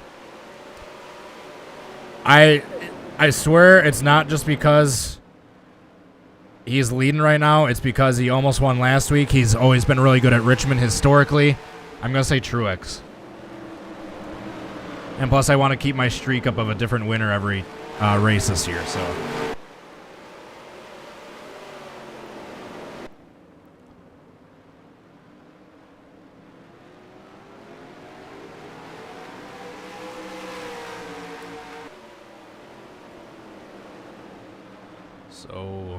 Truex, yeah. I mean, kind of go with my pick. Oh, we got a caution.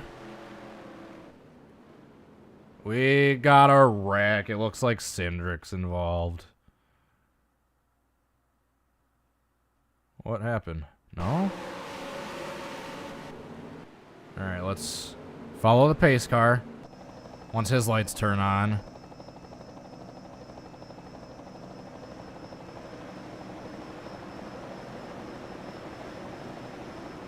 Alright, pace car. What brought out the caution?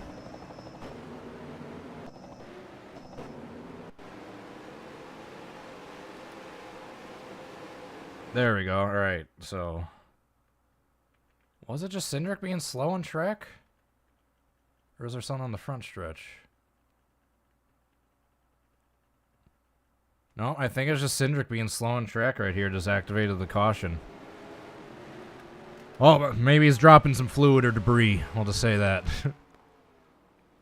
So now there's more pit stops. Ty Dillon in the lead. What? Oh, he pitted. Okay. All right, Truex is still in the lead. No one's really switched up front. So I guess, yeah, just Cindric had some issues just off the pace, and then pulling into the pits, they just threw the caution because he was slow on the backstretch. Is what it appears that one was. I don't like how they're checking up in turn 4, but they're not really damaging each other too much there, so. We are approaching the halfway point. Yeah, Cindric is officially out of the race. His engine ignition. I can list off all the actual detailed causes of the DNFs for all the cars that have DNF'd. Larson, just a straight up accident. Harvick was an engine header. Hamlin, it says accident as well. Those are 3 big cars, big names that finished the bottom 3. Larson, Harvick, Hamlin. LaJoy, it just says retired. Stenhouse, it just says retired. McDowell is still in the pits 45 laps down, it says, with a black flag. That is the biggest penalty I've ever seen. And it now says Cindric is out of the race with an engine ignition. So that's the exact detailed causes of all the DNFs for the cars that have retired from this race. You can see McDowell still in the pits. What was your favorite speedway? Super Speedway, Daytona, Intermediate, Homestead, medium oval, or like mile, the Milwaukee Mile, short track, slinger, dirt, either Fairbury Speedway or Angel Park Speedway. There, I gave you a whole bunch of different options. For each different category of track, I gave you my favorite. Big track, little track, medium track, dirt track. Red fish, blue fish. 1 fish, 2 fish. Alright, so does Bell have anything for Truex, who seems to be the dominant car at the moment?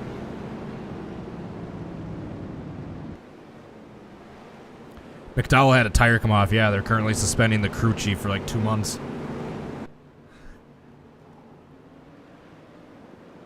Kyle Busch, after nearly going a lap down in stage 2 with that unexpected pit stop shortly after that restart, has climbed his way back up into 5th place.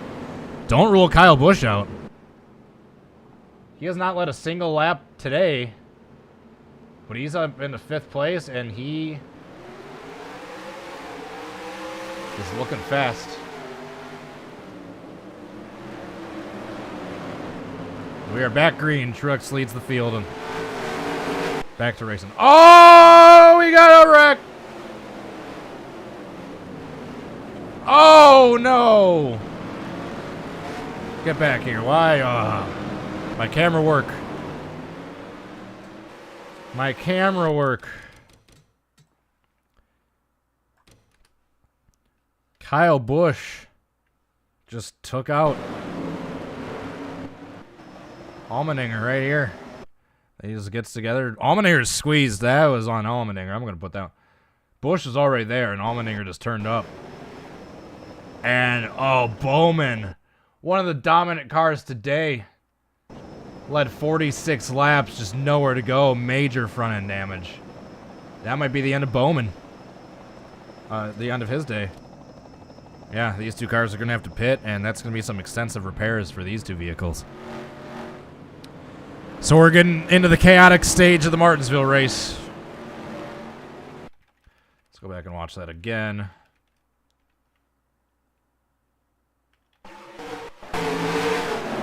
On board with AJ.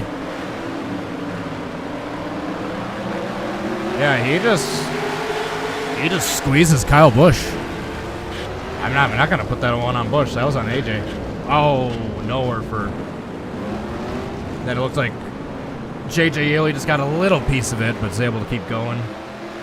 I'm not gonna be so sure if these two are gonna be able to keep going. They haven't retired yet.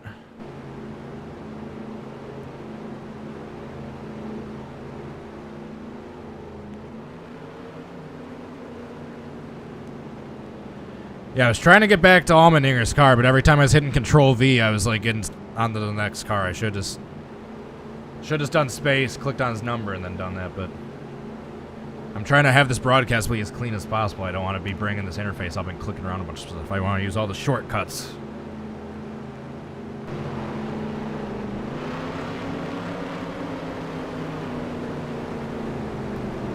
Yeah, I initially said that one was on Busch, but after further evaluation, I'm not putting that one on him. Oh, what has happened to Martin Truex Jr.?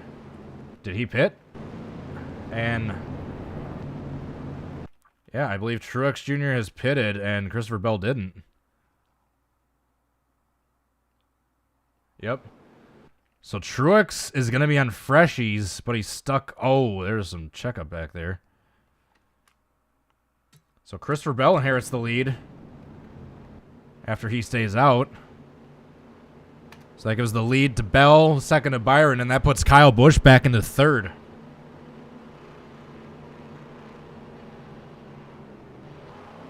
We have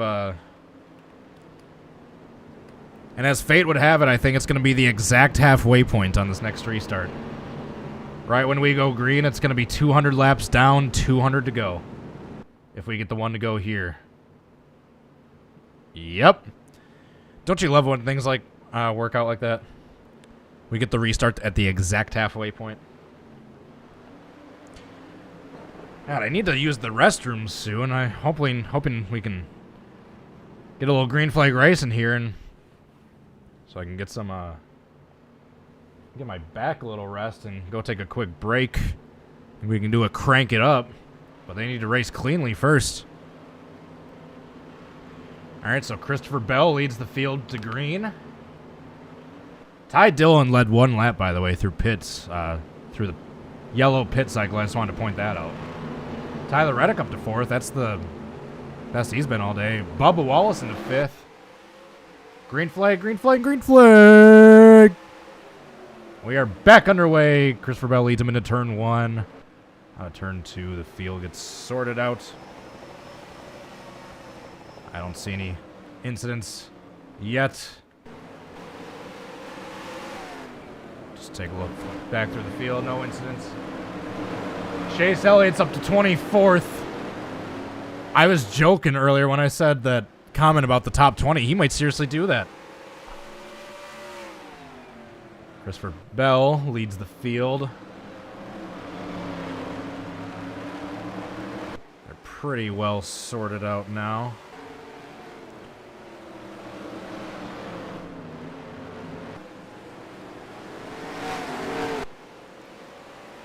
We'll give it a few more laps to get him a little bit more spread out, and then after that we're going to do a everyone's favorite turn up the volume segment of these broadcasts. I think you guys know what I mean.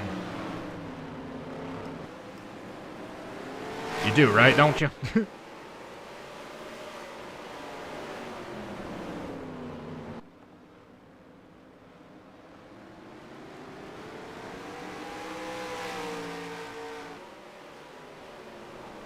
Top three seems pretty even as of now after this restart. Alright, folks, just heads up. This one's going to be a bit of an extended one just because I have to use the bathroom and I might have to make a really, really quick phone call. But, that being said, you know what time it is. It's everyone's favorite segment. It's time to crank it up.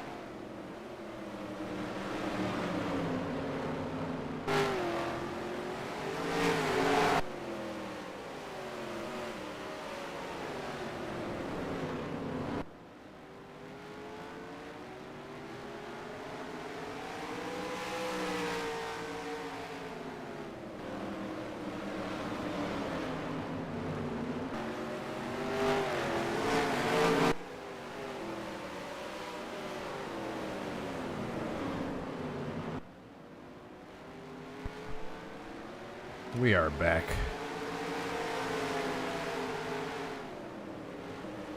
Christopher Bell continues to lead. We got Daniel Suarez right in front of the leaders. And that's wadding them all up. And we have possibly a pass here for the lead. Kyle Busch looking to the inside of his Joe Gibbs Racing teammate. Daniel Suarez is causing this stack up. Kyle Busch looking to the inside. Christopher Bell's going to get that run on the outside, but Kyle Busch has the advantage. You have the lead to Kyle Busch, who as of rounding the corner here, that is his first lap led of today. Nearly 220 laps into this race, Kyle Busch led his first lap.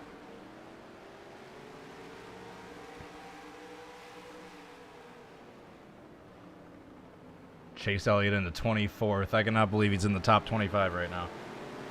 I am not streaming on Twitch, just exclusively YouTube at the moment. As of recently, I've tried to do one or the other.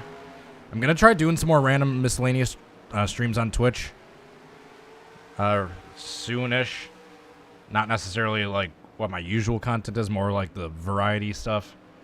Then I'll keep this kind of exclusively NR and racing and motorsports.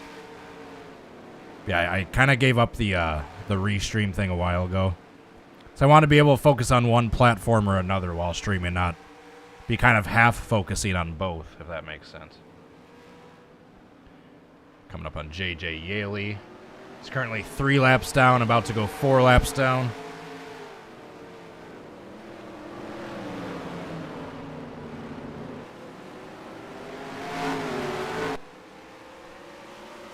And someone I saw asked what happened to Martin Truex. He just pitted that last stop when most of the leaders didn't.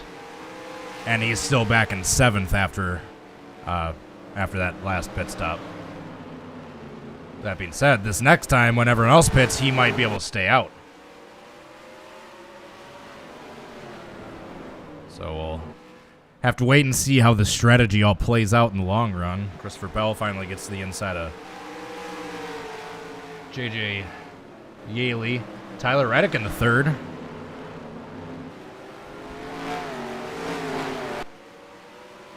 Bubba Wallace in 4th.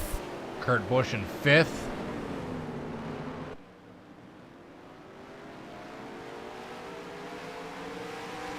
Yeah, Martin Truex is playing the long game.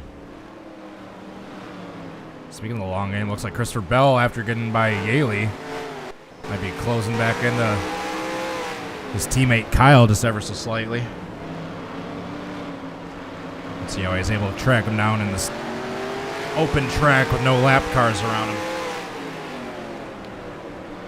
Where's the 24? Byron is 18th, 1 lap down. He might have pit at some point, yeah, because he was on the lead lap the last I checked. We only got about 14 cars left on the lead lap, Cole Custer being the last one.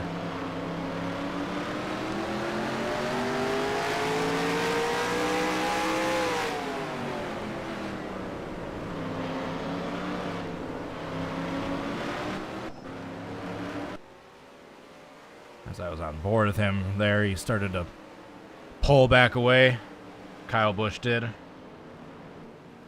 Oh my God, I'm always gonna... Yeah, here's Byron. He must have had to pit or something. If I had to guess, he probably pitted on this stint somewhere.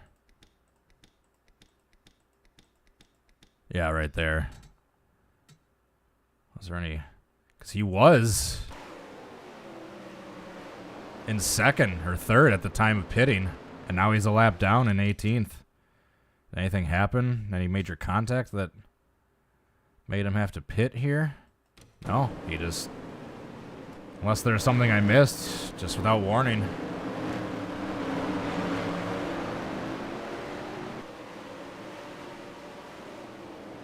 Elliott still has his top 25 spot.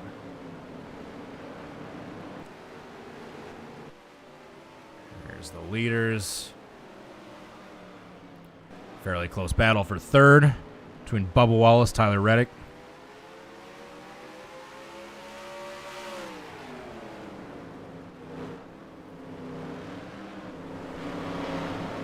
How's it going, Tango? How we doing, bud? Good to see you. I'm doing good. Just doing the stream before I gotta get ready for a work trip tomorrow.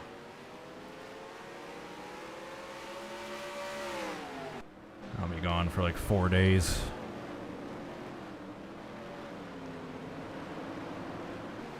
Oh, here's the battle for the top 25 right here. Elliot just lost it. Josh Balicki just got the 25th spot from Elliot. Reminder, if you're just joining into this race, this number 9 car has been upside down at the beginning of stage 2. And he has raced his way back to just being outside the top 25. Meanwhile, back to the lead. Kyle Busch continuing to show the way.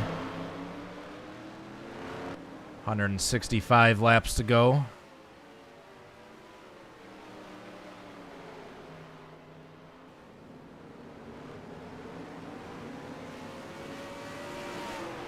Appreciate that NR2003 guy. Thank you very much. Back to the action on track. It's clear. Smooth sailing for now for the leaders. But you can see about a straightaway ahead of them is just a gaggle of lapped cars that it is going to be interesting to see how they navigate through. So we'll keep our eyes on that. They have about maybe 5 more laps of smooth sailing, and then they're going to be right in the thick of that traffic.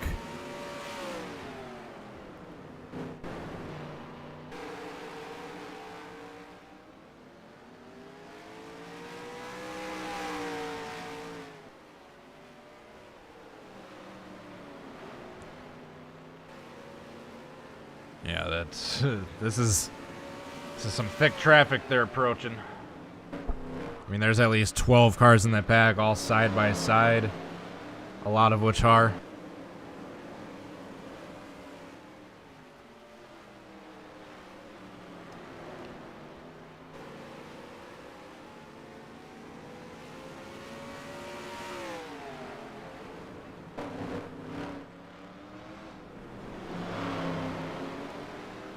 Oh, it's the calm before the storm, folks.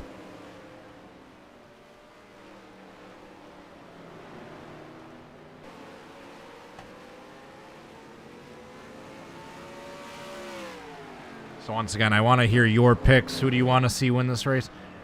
Or I should ask for 2 picks. Who do you want to see win this race, and who do you think is going to win the race? Because everyone has their heart pick, and then their brain pick. Because those are 2 different things.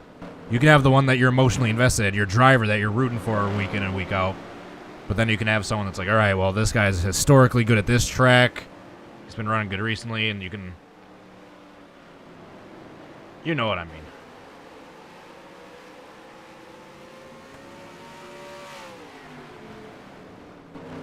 See, Bell, Kyle Busch, Bubba or Ross.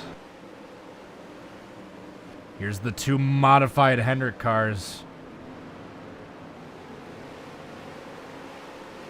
Elliott and Bowman are now way off the pace.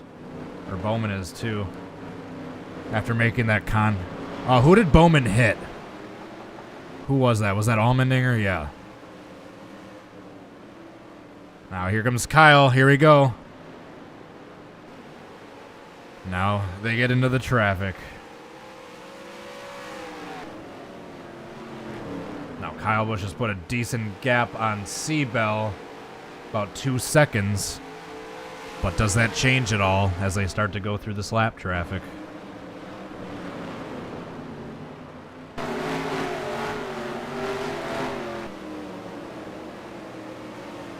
Most of these cars are already a lap down. Cole Custer in 14th place. He's the last car on the lead lap. The first one at risk of going a lap down from the lead lap.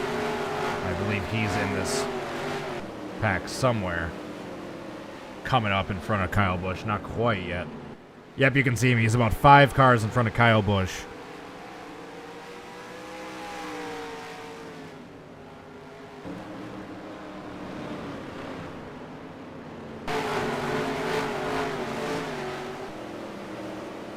So Kyle's now in the thick of the traffic. Christopher Bell in the background easily gets by Bowman.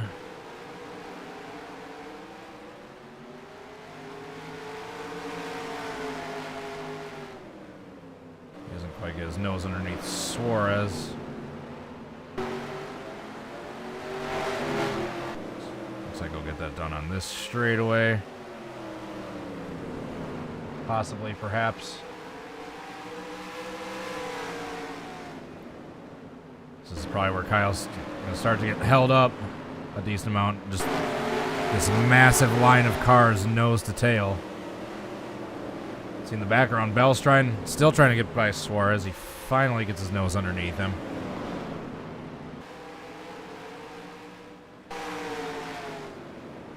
Yeah, Elliott flipped, remember. And he is currently sitting in 24th place in the top 25.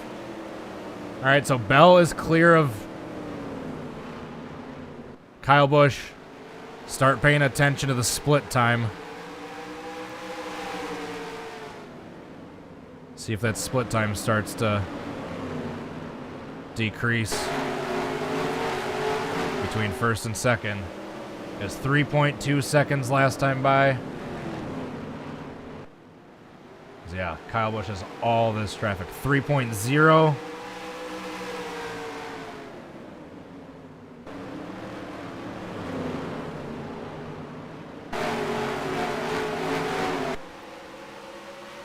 Just that outside groove just has a really good run in turn 2. Oh, Kyle Busch drifts up. 2.9. Yeah, he's closing in. Chase goes another lap down. Still in 24th place. So yeah, not a great day for Hendrick. Your best Hendrick car right now is Byron in 16th. 2.7 seconds for Bell. So as long as Kyle Busch is stuck in this traffic, you can see Christopher Bell in the background in that purple Yahoo car starting to gain more and more each lap.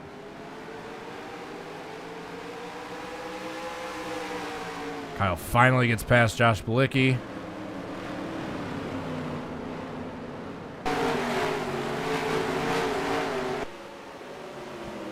There's Cole Custer, 2 cars in front of Kyle Busch.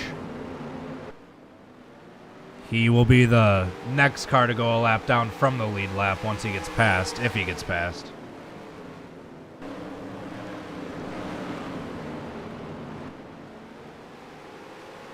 Yeah, Custer running that modified. I can't remember if he was damaged in an earlier wreck or just through beating and banging throughout the race. But he's certainly damaged, regardless. 2.3 seconds back for Bell. You can see him in the background there. So he started that wide shot. Justin Haley fighting back on the outside of Kyle Busch. Haley currently 2 laps down. 2.1 seconds back for Bell. Now here comes Custer, trying to stay on the lead lap, but Custer's going to go a lap down. That leaves only 13 cars on the lead lap, the next one being Ross Chastain. Ross Chastain in the 1 car is the next car on the lead lap, the last car on the lead lap, I should say, once Cole Custer gets past, if Cole Custer gets past. He's still fighting back on the outside.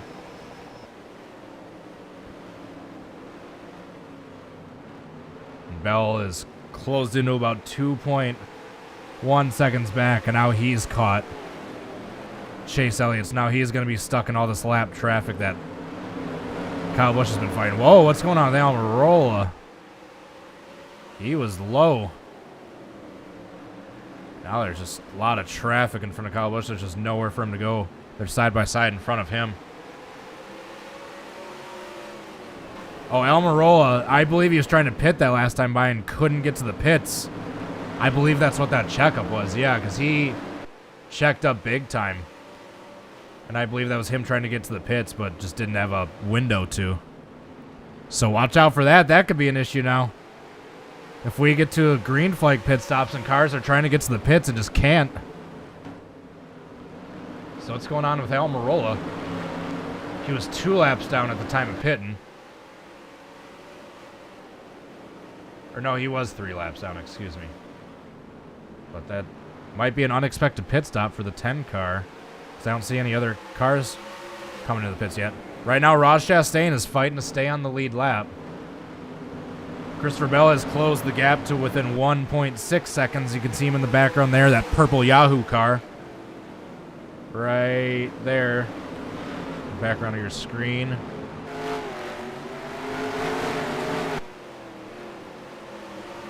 Cody Ware going to the pits. We might be having green flag pit stops now. So there's Kyle Busch and there's Christopher Bell just a short ways back. Looks like Christopher Bell's been navigating this lap traffic better than Busch has. It's only 2 lap cars separating them.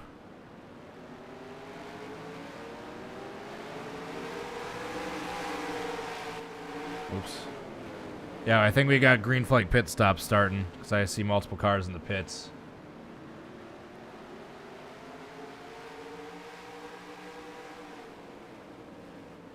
Christopher Bell doing everything he can to try to catch his teammate Kyle Busch. And Ross Chastain trying to fight back and stay on the lead lap. Got 2 separate battles going on. Ross might get a good run on the outside here, depending on how good his tires still are. If he can clear Kyle Busch, get back to the inside line. Ross able to stay on the lead lap. Still 2 lapped cars separating Kyle Busch and Christopher Bell. Whoops, wrong button. There we go.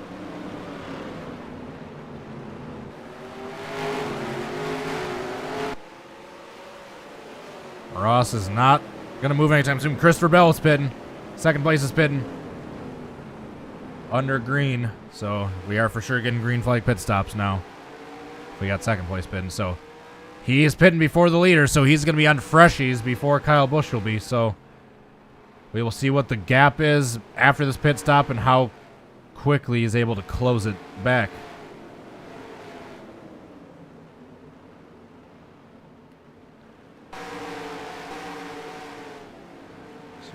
Kyle still fighting with Ross Chastain. Ross is not giving up.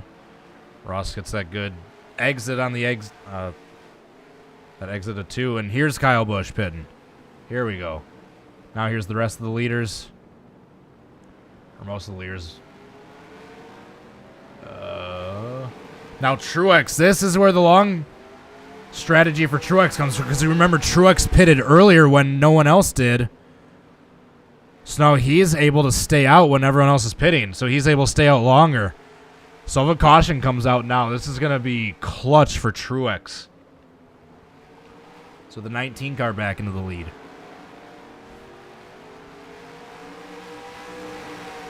And meanwhile, where's Bell going to be in relation to... Where's Bell? There he is. And then where's he going to be in relation to Kyle Busch? Oh, there he is. That answers my question. So they're right next to each other. We got more cars pitting.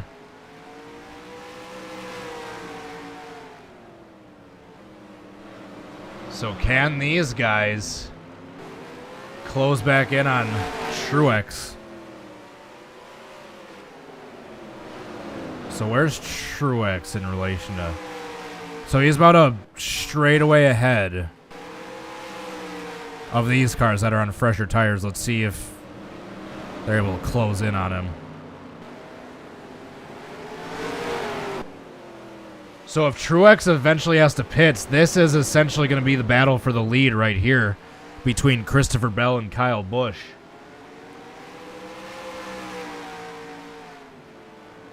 As long as they're going side by side with each other, that's allowing Truex to start pulling away.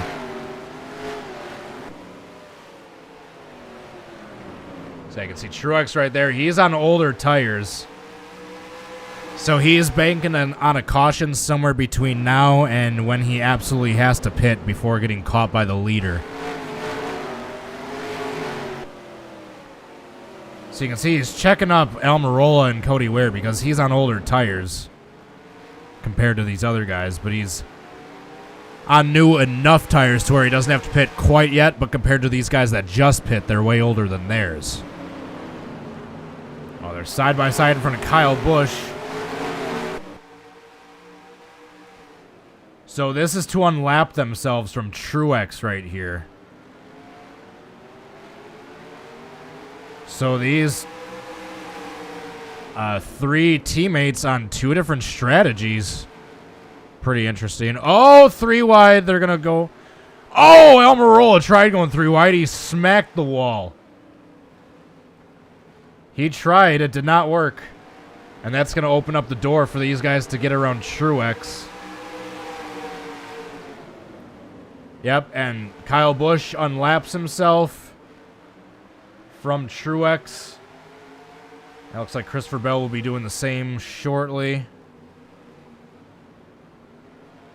Yep, there you go. Oh, is there a caution or are they just checking up? Nope, they're just checking up.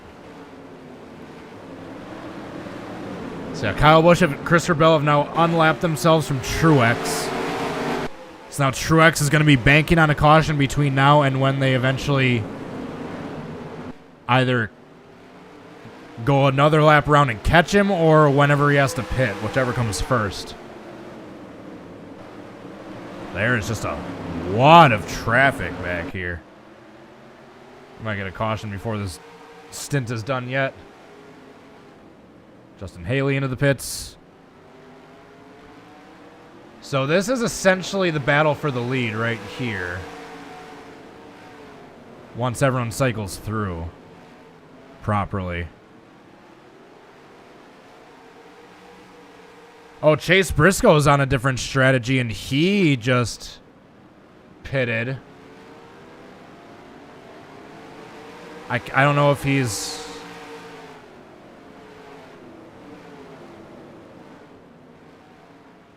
Yeah, he's a lap down.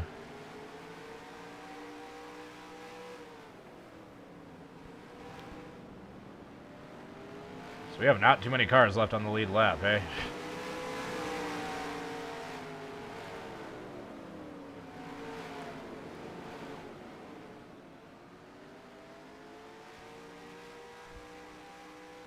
Alright, let's 43 spin. Oh, we got a caution! Oh! It worked out perfectly. Wait, Truex is pitting, though. Oh, Truex had to pit. Oh, my God. Where's Truex? Is he still on the lead lap? He is, but oh, my God, there's a caution. What was the cause? Uh-oh, someone almost got turned back here. Where's the pace car? Where's the pace car? Here we go. What brought out the caution? Right here. Right. Alright, lights are on. Where's the incident? Oh, the 15 backwards. That would be it. Just gets hooked by the 10. 15 slow off the pace, and the 10 just says enough is enough and just turns him. Oh! There was more to that than I thought. Chastain involved, Cody Ware involved. Almirola got turned as well after turning the 15. After turning the 15, he gets turned by the 9. Oh, he just comes up, and the 1 gets hit by the 15. There's chaos all over the track. Jeez. So who do we have left leading? Thanks to be Kyle Busch and Christopher Bell. are going to be the leaders once this all cycles out. We have like... we have like 7 cars on the lead lap right now.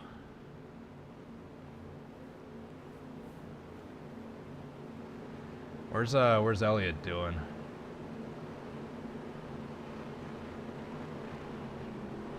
He is 23rd. He's moving on up. 3 more spots. Elliott will be into the top 20 after flipping.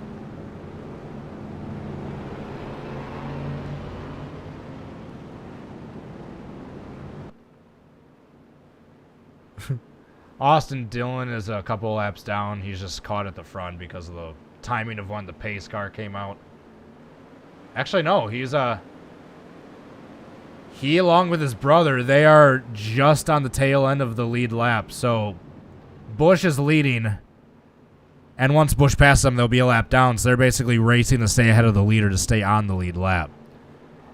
Is what the 2 Dillon brothers are doing right here. They're on the same strategy as one another. Brotherly strat. Chase Briscoe is a lap down. He's the first car a lap down. And Christopher Bell is for position. Bubba Wallace in the 3rd. I know the running order on track is kind of goofy. Just with all the lap cars mixed in with one another. Just the ticker on the left is your friend for knowing who the top 10 running for position are. So just if you're in doubt of who's racing for position on the lead lap and who isn't, just look at the ticker. Currently going to have 111 laps to go on this restart. We are nearing the 100 laps to go mark.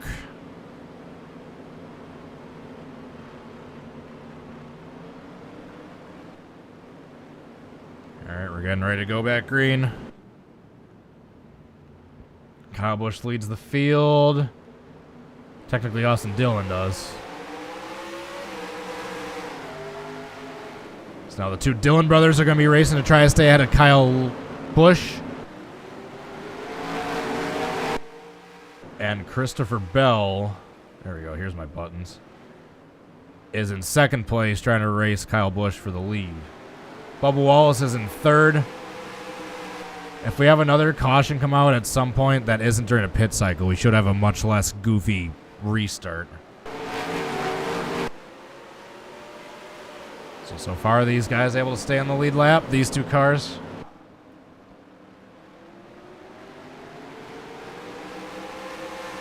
Christopher Bell needs to get past Chase Briscoe. If Chase Briscoe can get around Kyle Busch, he'll be in the same position as Ty Dillon and Austin Dillon of being just on the very tail end of the lead lap.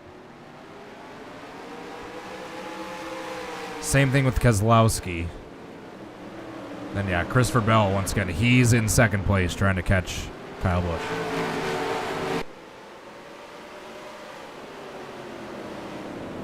It's basically a freight train right now. The Martinsville bottom lane freight train. It's got to be frustrating for Christopher Bell knowing you're just 1 spot away from the lead, but you have a lapper separating you from that spot. Well, it's just really hard to get around lap traffic right now.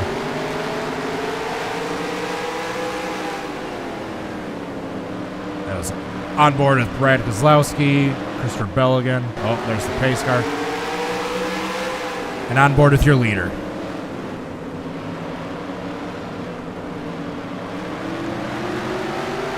Has to check up.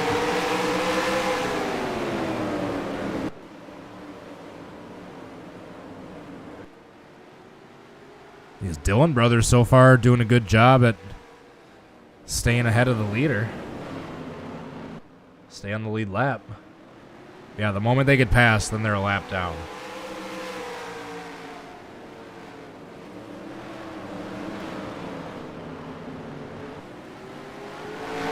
Coming up on 100 laps to go. In a few laps.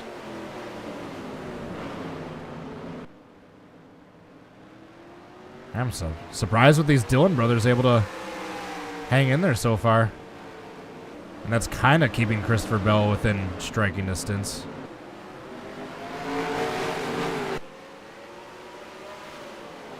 Bubba Wallace trying to get around those couple lap cars to get up to Christopher Bell for second place.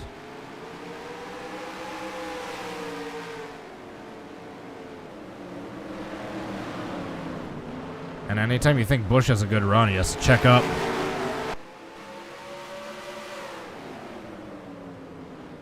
Yeah, just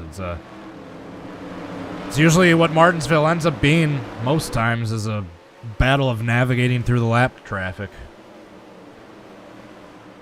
At least on the long green flag stints. Well, Chase Briscoe looking to get his lap back. What a power move by Chase Briscoe. But Kyle Busch is going to have the advantage on the outside here in this turn. And that gives the advantage back to Kyle. Doesn't quite dive bomb. And this time by 100 laps to go. Right there. As they cross the line.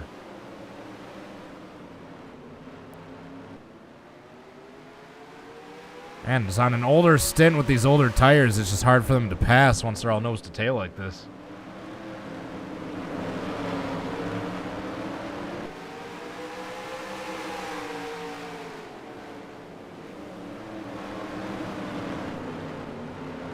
Christopher Bell's got to be getting frustrated. Being that close. And is still not able to get up there. Shout out Bubba Wallace in third place right now.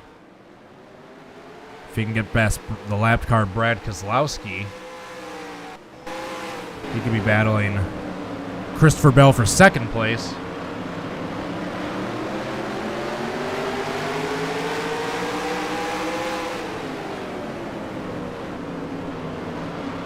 On board with Brad, currently running a modified. And back with our leader. So once again, if caution were to come out right now and Austin Dillon and Ty Dillon beat Kyle Busch back to the line, they will then be able to cycle around to the tail end of the lead lap.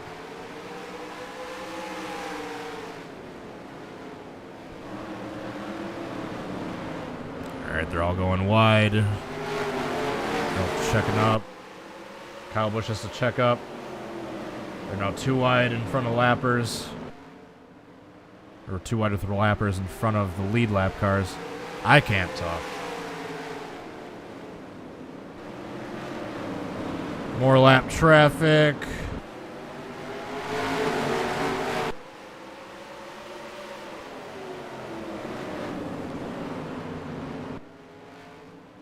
Christopher Bell needs to get past Chase Briscoe to have a chance of getting there.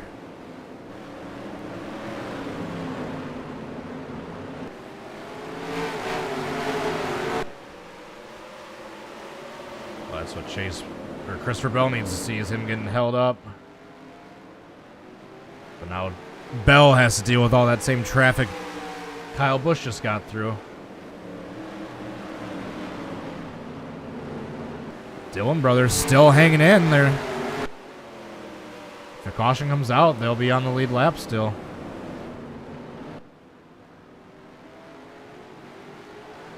.91 laps to go.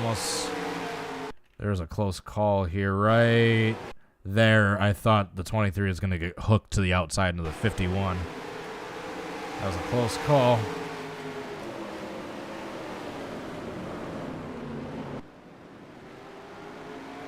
Elliott still in 23rd. I'm really closely following that story of Chase Elliott's quest for the top 20 after flipping.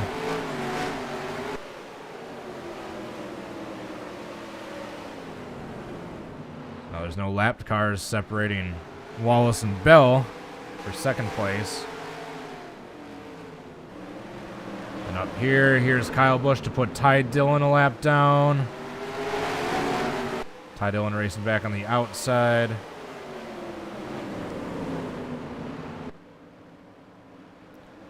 So much lap traffic in front of Busch. So he gets past Ty Dillon, but Dillon still remains in front of Kyle Busch.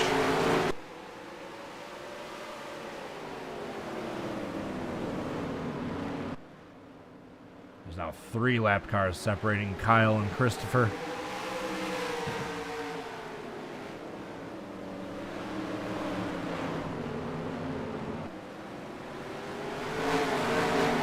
Kyle Busch, who's admittedly had a rough start to the season, looking to rebound and turn his luck around. He could do just that with a win at Martinsville. Austin Dillon still hanging in strong in the modified to stay on the lead lap. He's going to get the run on the outside. Clears Kyle Busch. Still giving Kyle Busch a headache.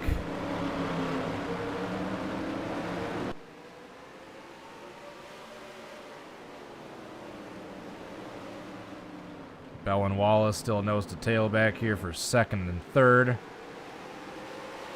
Ryan Blaney is 1 lap down back there. Currently sitting in the 11th spot. Chase Briscoe is in 10th.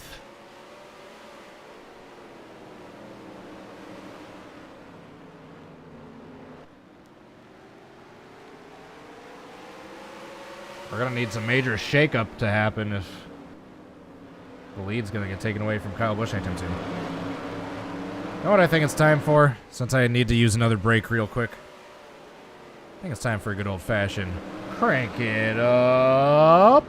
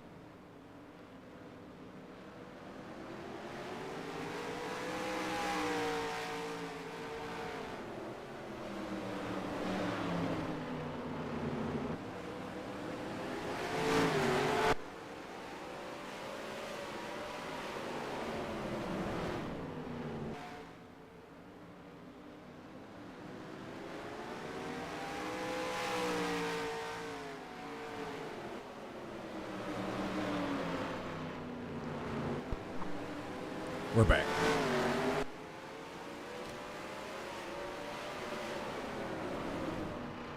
So Kyle Busch has gotten past the Dillon brothers, officially put them a lap down. And Christopher Bell has still not caught up through that traffic. Bubba Wallace has not caught him either. So unless something major happens, this is Kyle Busch's race to lose. We have less than 75 laps to go on lap 328 and counting.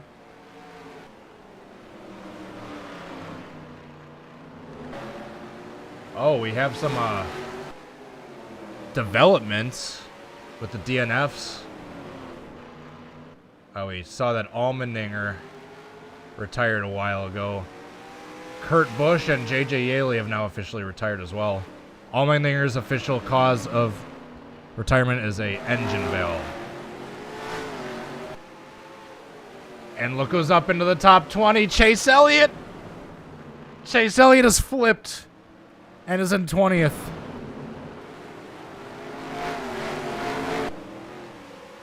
This guy right here was on his lid around lap 82 or so and has raced this thing back to a top 20.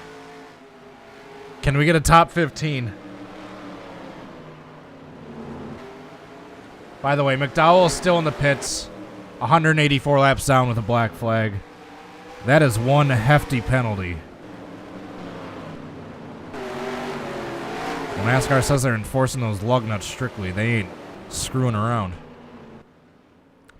So Kyle Busch with 69 laps to go. Now 68. We get a nice in the chat.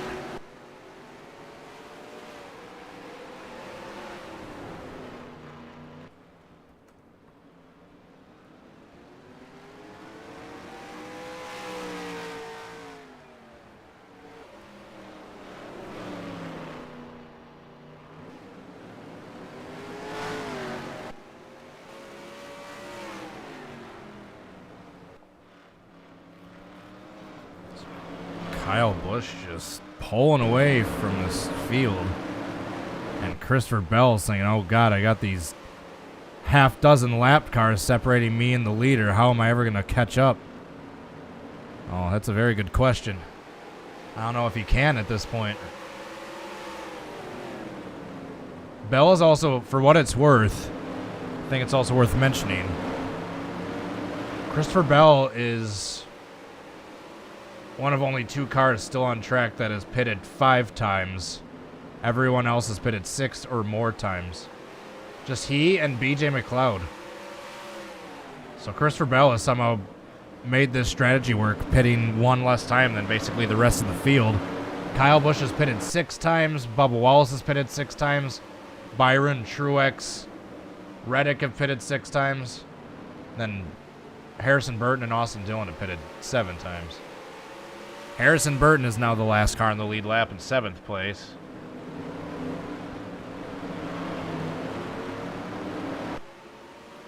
So now there's only 4 lap cars separating Christopher Bell and Kyle Busch, but just that's an entire straightaway. You can just see the difference there. Right when Christopher Bell is entering onto the backstretch, Kyle Busch is already turning into turn 3.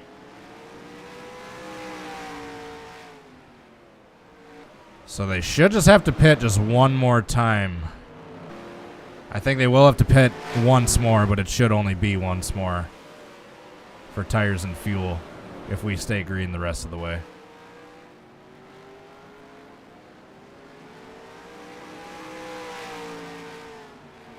I cannot believe Chase Elliott is in a top 10 or top 20 right now.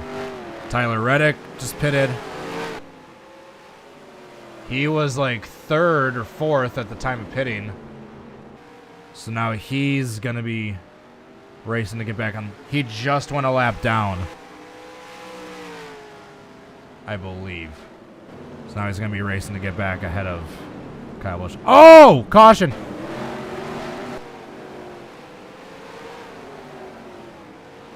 We got a caution.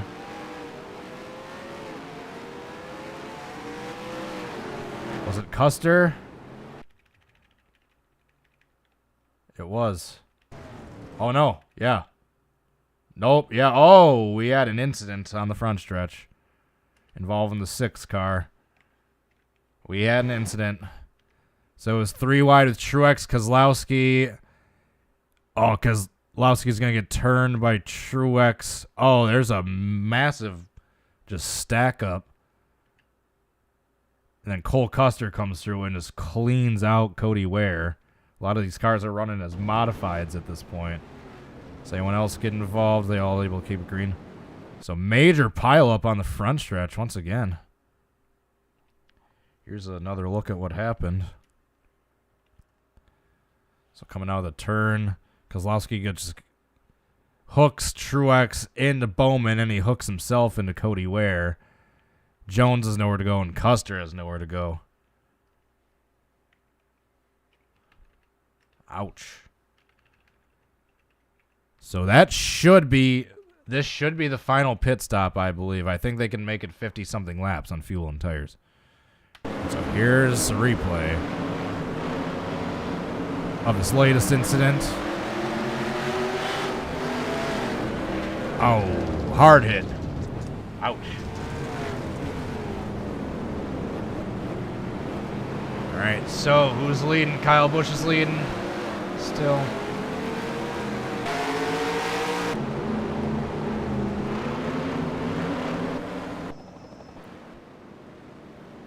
Byron's back to third.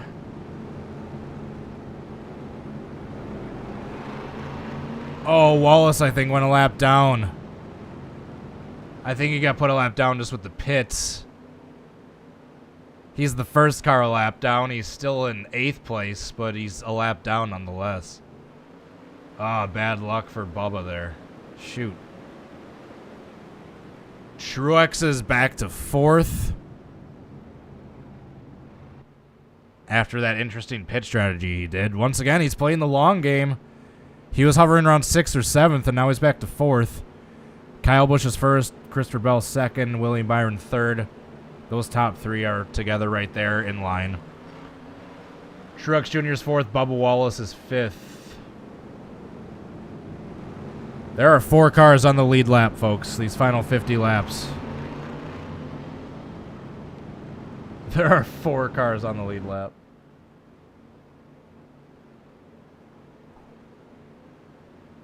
Oh, hold up. It says Truex has a black flag.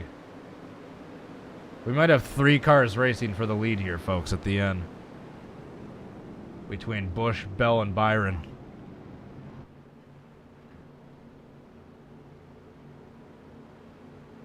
It says Truex Jr.'s out, even though he's still on the track. What? I'm confused.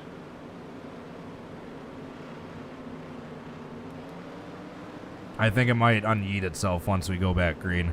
Speaking of going back green, all these cars in front of Kyle Busch are a lap down. We got 4 cars left on the lead lap. It says Truex Jr.'s out, but he's still racing. It says he has a black flag. I don't know what's going on. I'm so confused, but here's the battle for the lead between the 18 and the 20 car. Oh, I think I saw Truex going into the pits.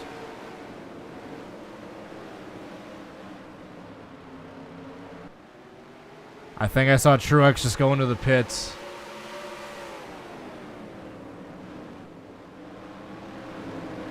Here's the battle for the lead. Kyle Busch pushed up for a second. The 18, the 20, and the 24. All racing for position. There's Truex coming back out of the pits. Trying to stay on the lead lap. Oh, Truex, he serves his penalty and stays on the lead lap just barely. Unless Busch. Oh. Truex Jr. Oh, no, but here comes Kyle Busch to put him a lap down officially. What a teammate, eh? Truex is fighting to stay in the lead lap. If he can get a good run on the outside here, he might be able to clear Busch. So yeah, Truex is fighting to stay on the lead lap right here. Otherwise, we're going to have 3 cars on the lead lap. Nope, and he is officially a lap down.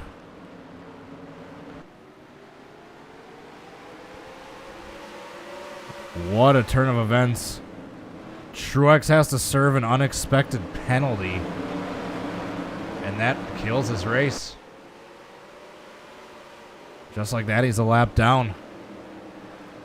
He almost was able to stay on the lead lap, but not quite. And now, not only does that screw him, now it's got to be frustrating Bell, because now he's got a lap car between him and the leader.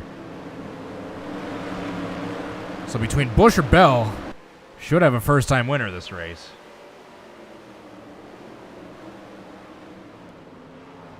Custer retired after that wreck.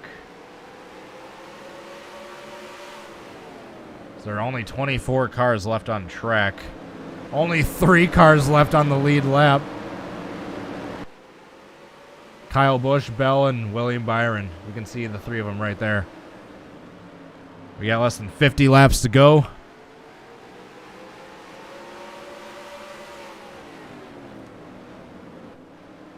Oh. Kyle Busch pushed up. Oh, I thought that was going to give an opportunity for Truex to get his lap back.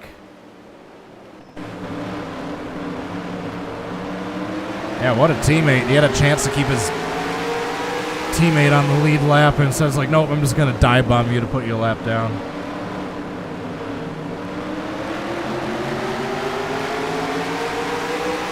Yeah, this is just turned into an old school race with the standings.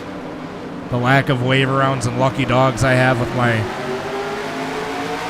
outdated NR2003 technology. Just people go laps down quickly. Oh, Truex. Oh, not quite. Truex is trying to get his lap back. He's certainly trying.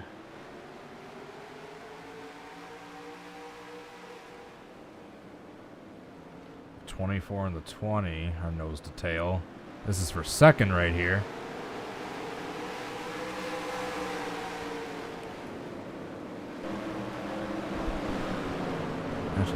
What do you talk about when there's only 3 cars on the lead lap? You talk about Chase Elliott, who's sitting in 19th place after flipping. That's what you talk about. Where's my boy at? Where's Chase? There he is. Look at this guy. Flips it on lap 81 or 82.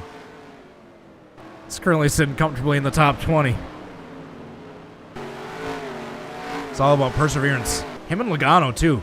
Logano was 36 dead last at one point after going a lap down like 3 laps in with that penalty he had to serve.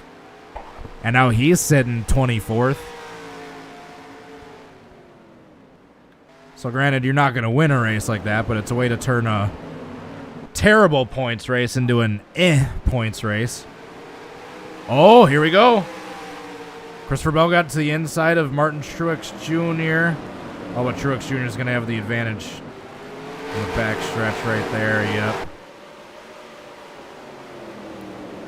Oh, Truex dive bombs Kyle Busch, though. Holy crap. But now Kyle Busch is going to have the advantage in turn 2. This is so goofy.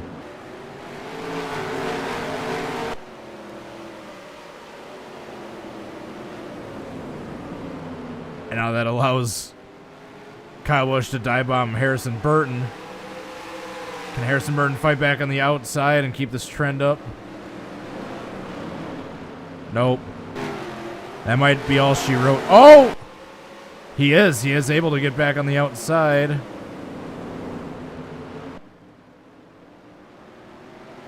Christopher Bell's got to do something now if he's going to have a chance. Because we're getting to a point where Kyle Busch is able to start navigating this lap traffic. Yeah, I think that's all she wrote for Christopher Bell and William Byron, who... Oops. Speaking of which, are going side by side for the lead back, or second place back here. Kyle Busch is 3 wide with lap traffic. Oh! Oh! He just turned Logano. Oh, and Christopher Bell piles in. Oh my goodness.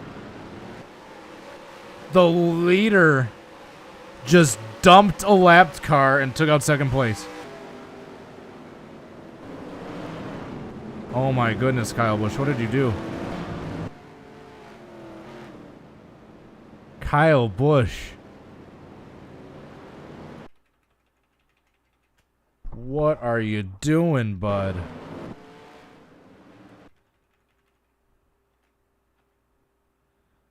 Jeez.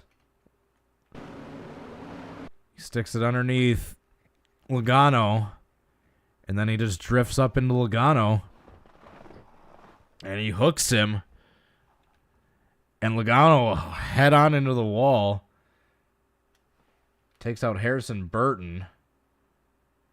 Christopher Bell piles in. I think that's pretty much it. Oh no, Brad Keselowski takes another shot. Eric Jones is able to get it stopped in time.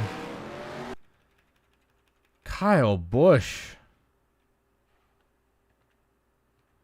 What are you doing?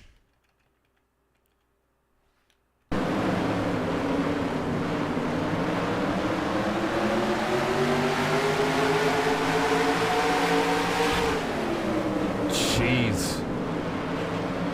What a guy. What a guy.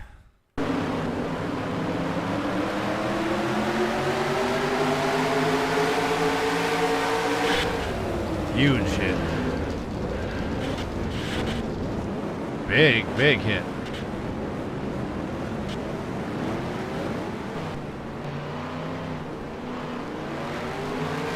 So, how many cars are we going to have left on the lead lap after that?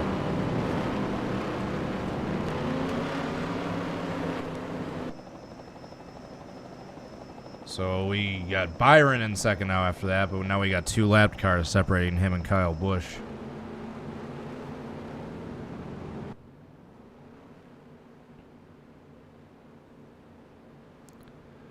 Let's go back and take one more look to see if Kyle Busch was the aggressor or if Joey Logano blocked. We'll get your guys' opinion on it right here. His nose underneath. Right there. I don't know.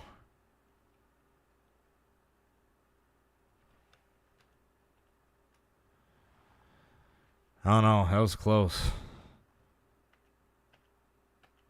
But back to the leader, because I think we're getting ready with 1 to go here. I think we're going to have a 30 to go restart with 3 cars on the lead lap. Do it for Dale. Let's do it for Dale. All right, so can William Byron overcome at all and catch back up? Christopher Bell's still on the lead lap, but he's many spots down. I think he's pitted. Shout out to Michael McDowell, still in the pits, 223 laps down. All right, the pace car lights are off. Getting ready to go green with Kyle Busch leading. He has 2 lapped cars separating him in second place of William Byron, and Christopher Bell is not really in the picture anymore. It is basically a 2-car show at this point. So who do you got? Do you got William Byron or do you got Kyle Busch? One of which hasn't won a race this year, one of which has. So Kyle Busch gets a clear jump, so let's go and focus back here to William Byron, who needs to get around these slow cars quick.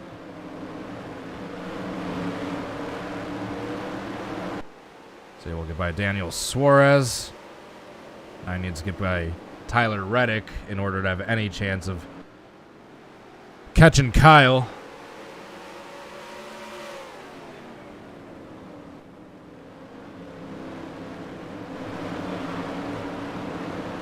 William Byron, yeah, he needs to get around Reddick quick in order to have any sort of chance. Reddick is fighting back. Reddick's 2 laps down. The first car 2 laps down.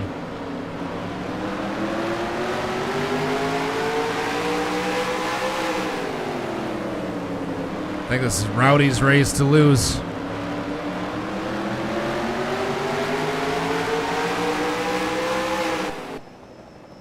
You never know. He might run out of fuel or have a mechanical issue or something. But Kyle Busch has led 140 laps today. Of all the lap leaders, here they are in order. Kyle Busch has led 140 and counting. Kyle Larson, who led all of stage 1 and crashed out after coming out of the pits at the end of stage 1, led 81 laps. Alex Bowman, who is currently 5 laps down, led 46 laps. Truex Jr., who is currently in 5th place, 1 lap down, has led 44 laps. Byron, who is currently in 2nd, led 26 laps.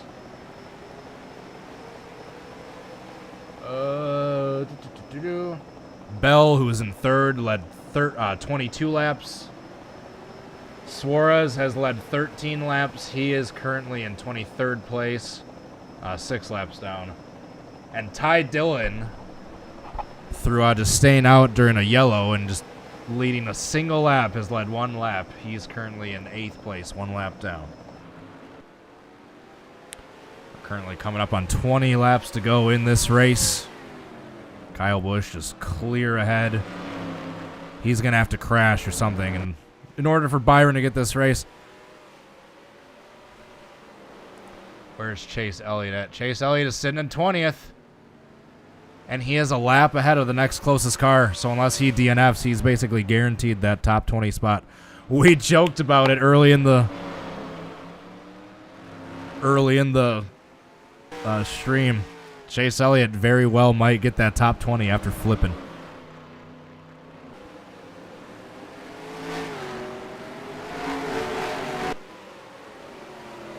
Byron still trying to get past Reddick. We are 20 to go this time by. 20 laps to go for Kyle Busch, who has led a dominant 146 laps. Next closest is Kyle Larson at 81. Oh, here we go. Byron looking to get around Reddick. Reddick just gets a good run. He's not able to stay alongside of him to make the move in the next corner. Yeah, Reddick is just fighting for that 2 laps down spot all he can, and in doing so, Kyle Busch is just closing away, or pulling away, excuse me.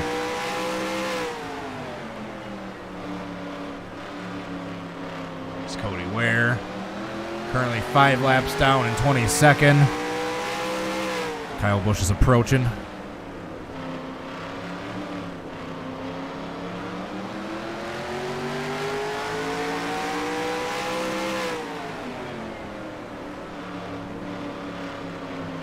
Yeah, look at that gap between him and Byron.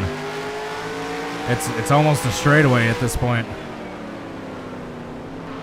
With about 16 laps to go. So he closes on Cody Ware. Doesn't make the move into turn 1. He's going to take it easy.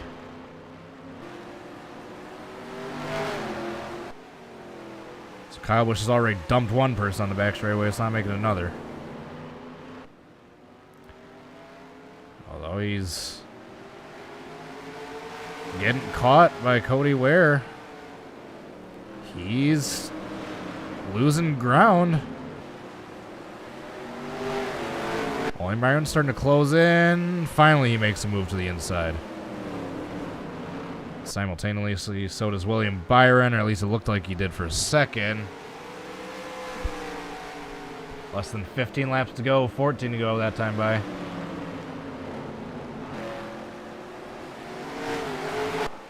It's a 2-car race between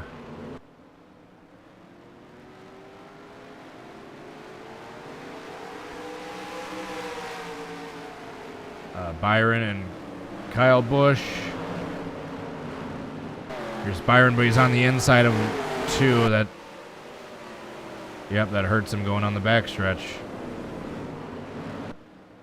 He needs to pass Tyler Reddick quick if he's going to have any chance. We're coming up on 10 laps to go. 12 to go that time by.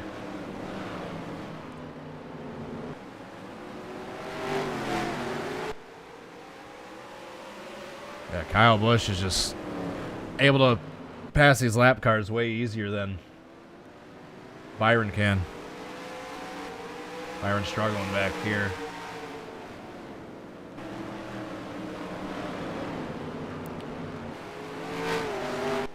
So this next time by, 10 laps to go for Kyle Busch. See, rounds turns 3 and 4. Byron's caught behind 2 lap cars now. It's not looking good for the 24. We got 10 laps to go, and it is all smooth sailing for Kyle Busch. After an incredibly rocky start to his season, he is just 10 clean laps away and a caution-free 10 laps away from taking his first win of the season. And yeah, look at all this traffic William Byron's caught behind. Yeah, that's it for William Byron, unless there's a caution. That's all she wrote. Elliott's going to get his poetic top 20 after flipping.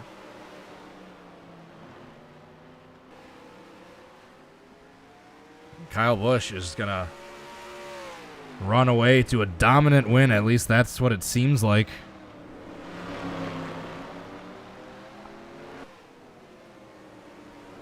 Unless anything unforeseen happens. We've seen crazier things.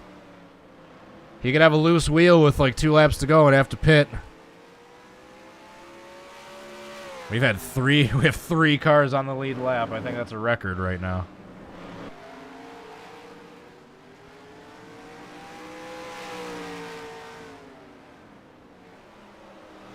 I think that's 7 laps to go that time by as he approaches more lap cars. Oh, that's 6 laps to go. Coming up on 5. 5 laps to go this time by, but there's side-by-side lap cars in front of him. Where's Byron back here? Yeah, Byron's still caught. He's not going to be catching anytime soon. As much as traffic as Kyle Busch has to worry about. Christopher Bell's just too far back. 4 laps to go for Rowdy.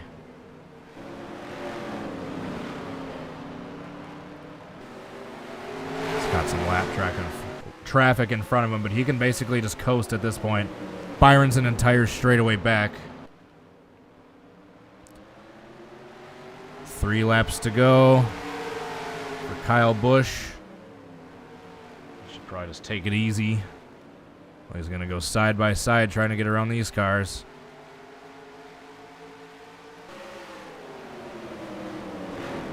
Oh, he's already caused 1 wreck with lap traffic. Let's not have him cause another. 2 laps to go for Kyle Busch.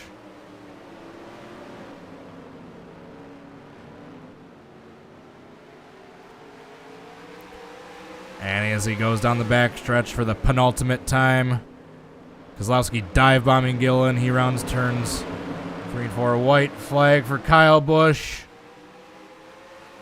1 more lap to go for the 18 car. White flag sponsored by Credit One Bank.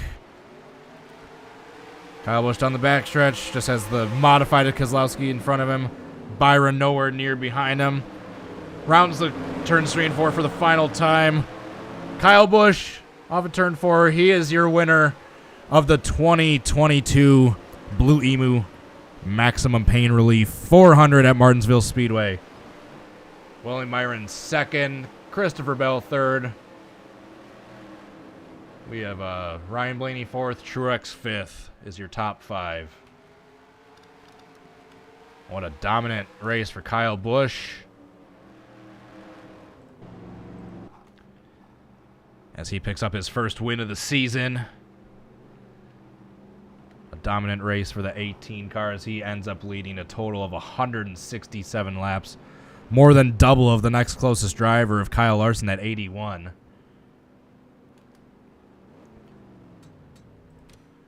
(2022) Blue-Emu. Oh, why is caps lock on?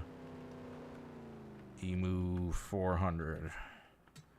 So what a race for Rowdy. Bell finishes third. Truex finishes fifth. So ultimately a good day for Joe Gibbs Racing, with the exception of Hamlin finishing in 34th after suffering bad luck early in the race.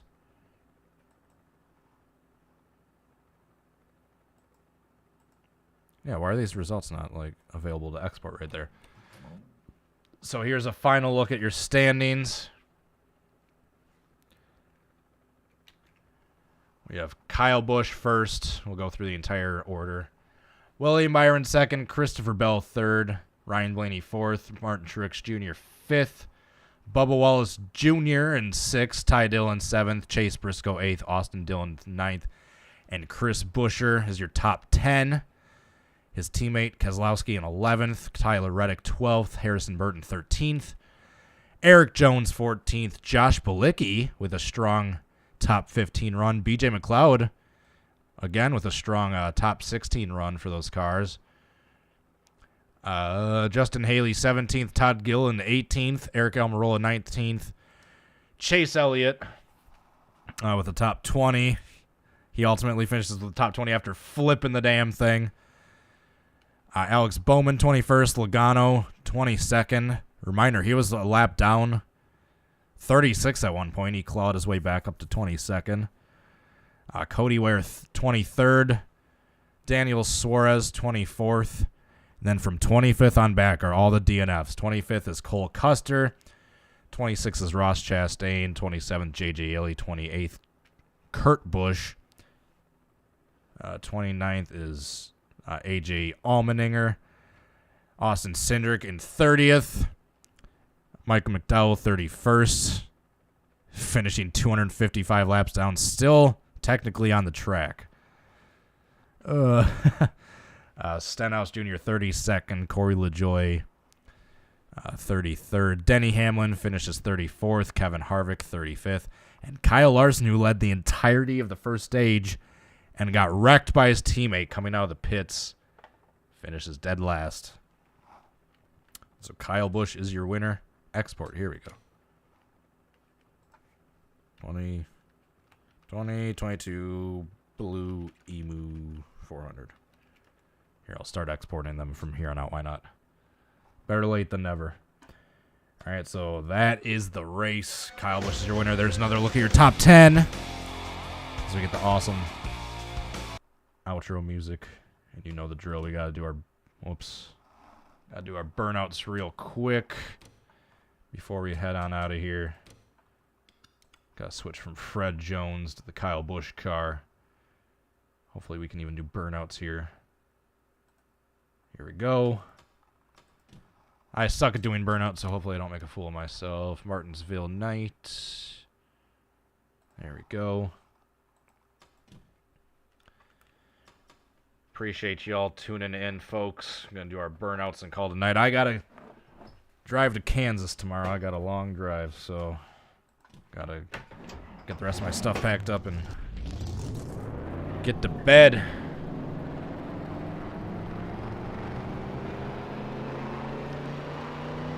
Kyle Busch is your winner.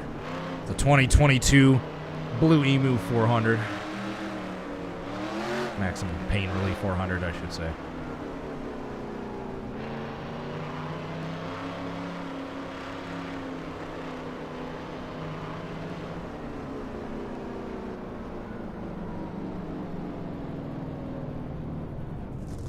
You guys ready?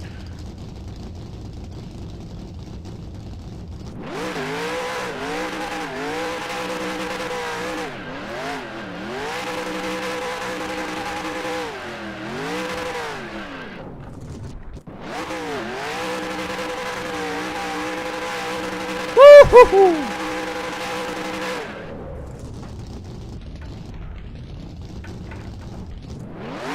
That's fun.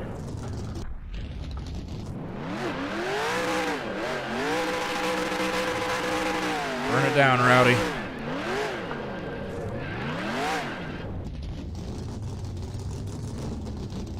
How do you enable the ticker? His little trick drive-through taught me. He'll be making a tutorial at some point, but it's kind of complicated. I don't know how to do it off the top of my head. It took him explaining to me how to do it. He'll be making a tutorial at some point, but that being said, he's a very busy man, so please don't be bugging him in the meantime.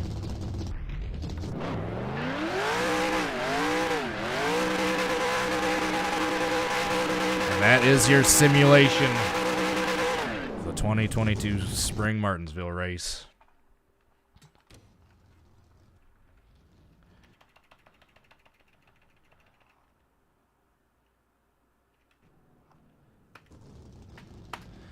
I hope you all, hold on, let me pull this up real quick. Hope you all had a great, enjoyed the stream.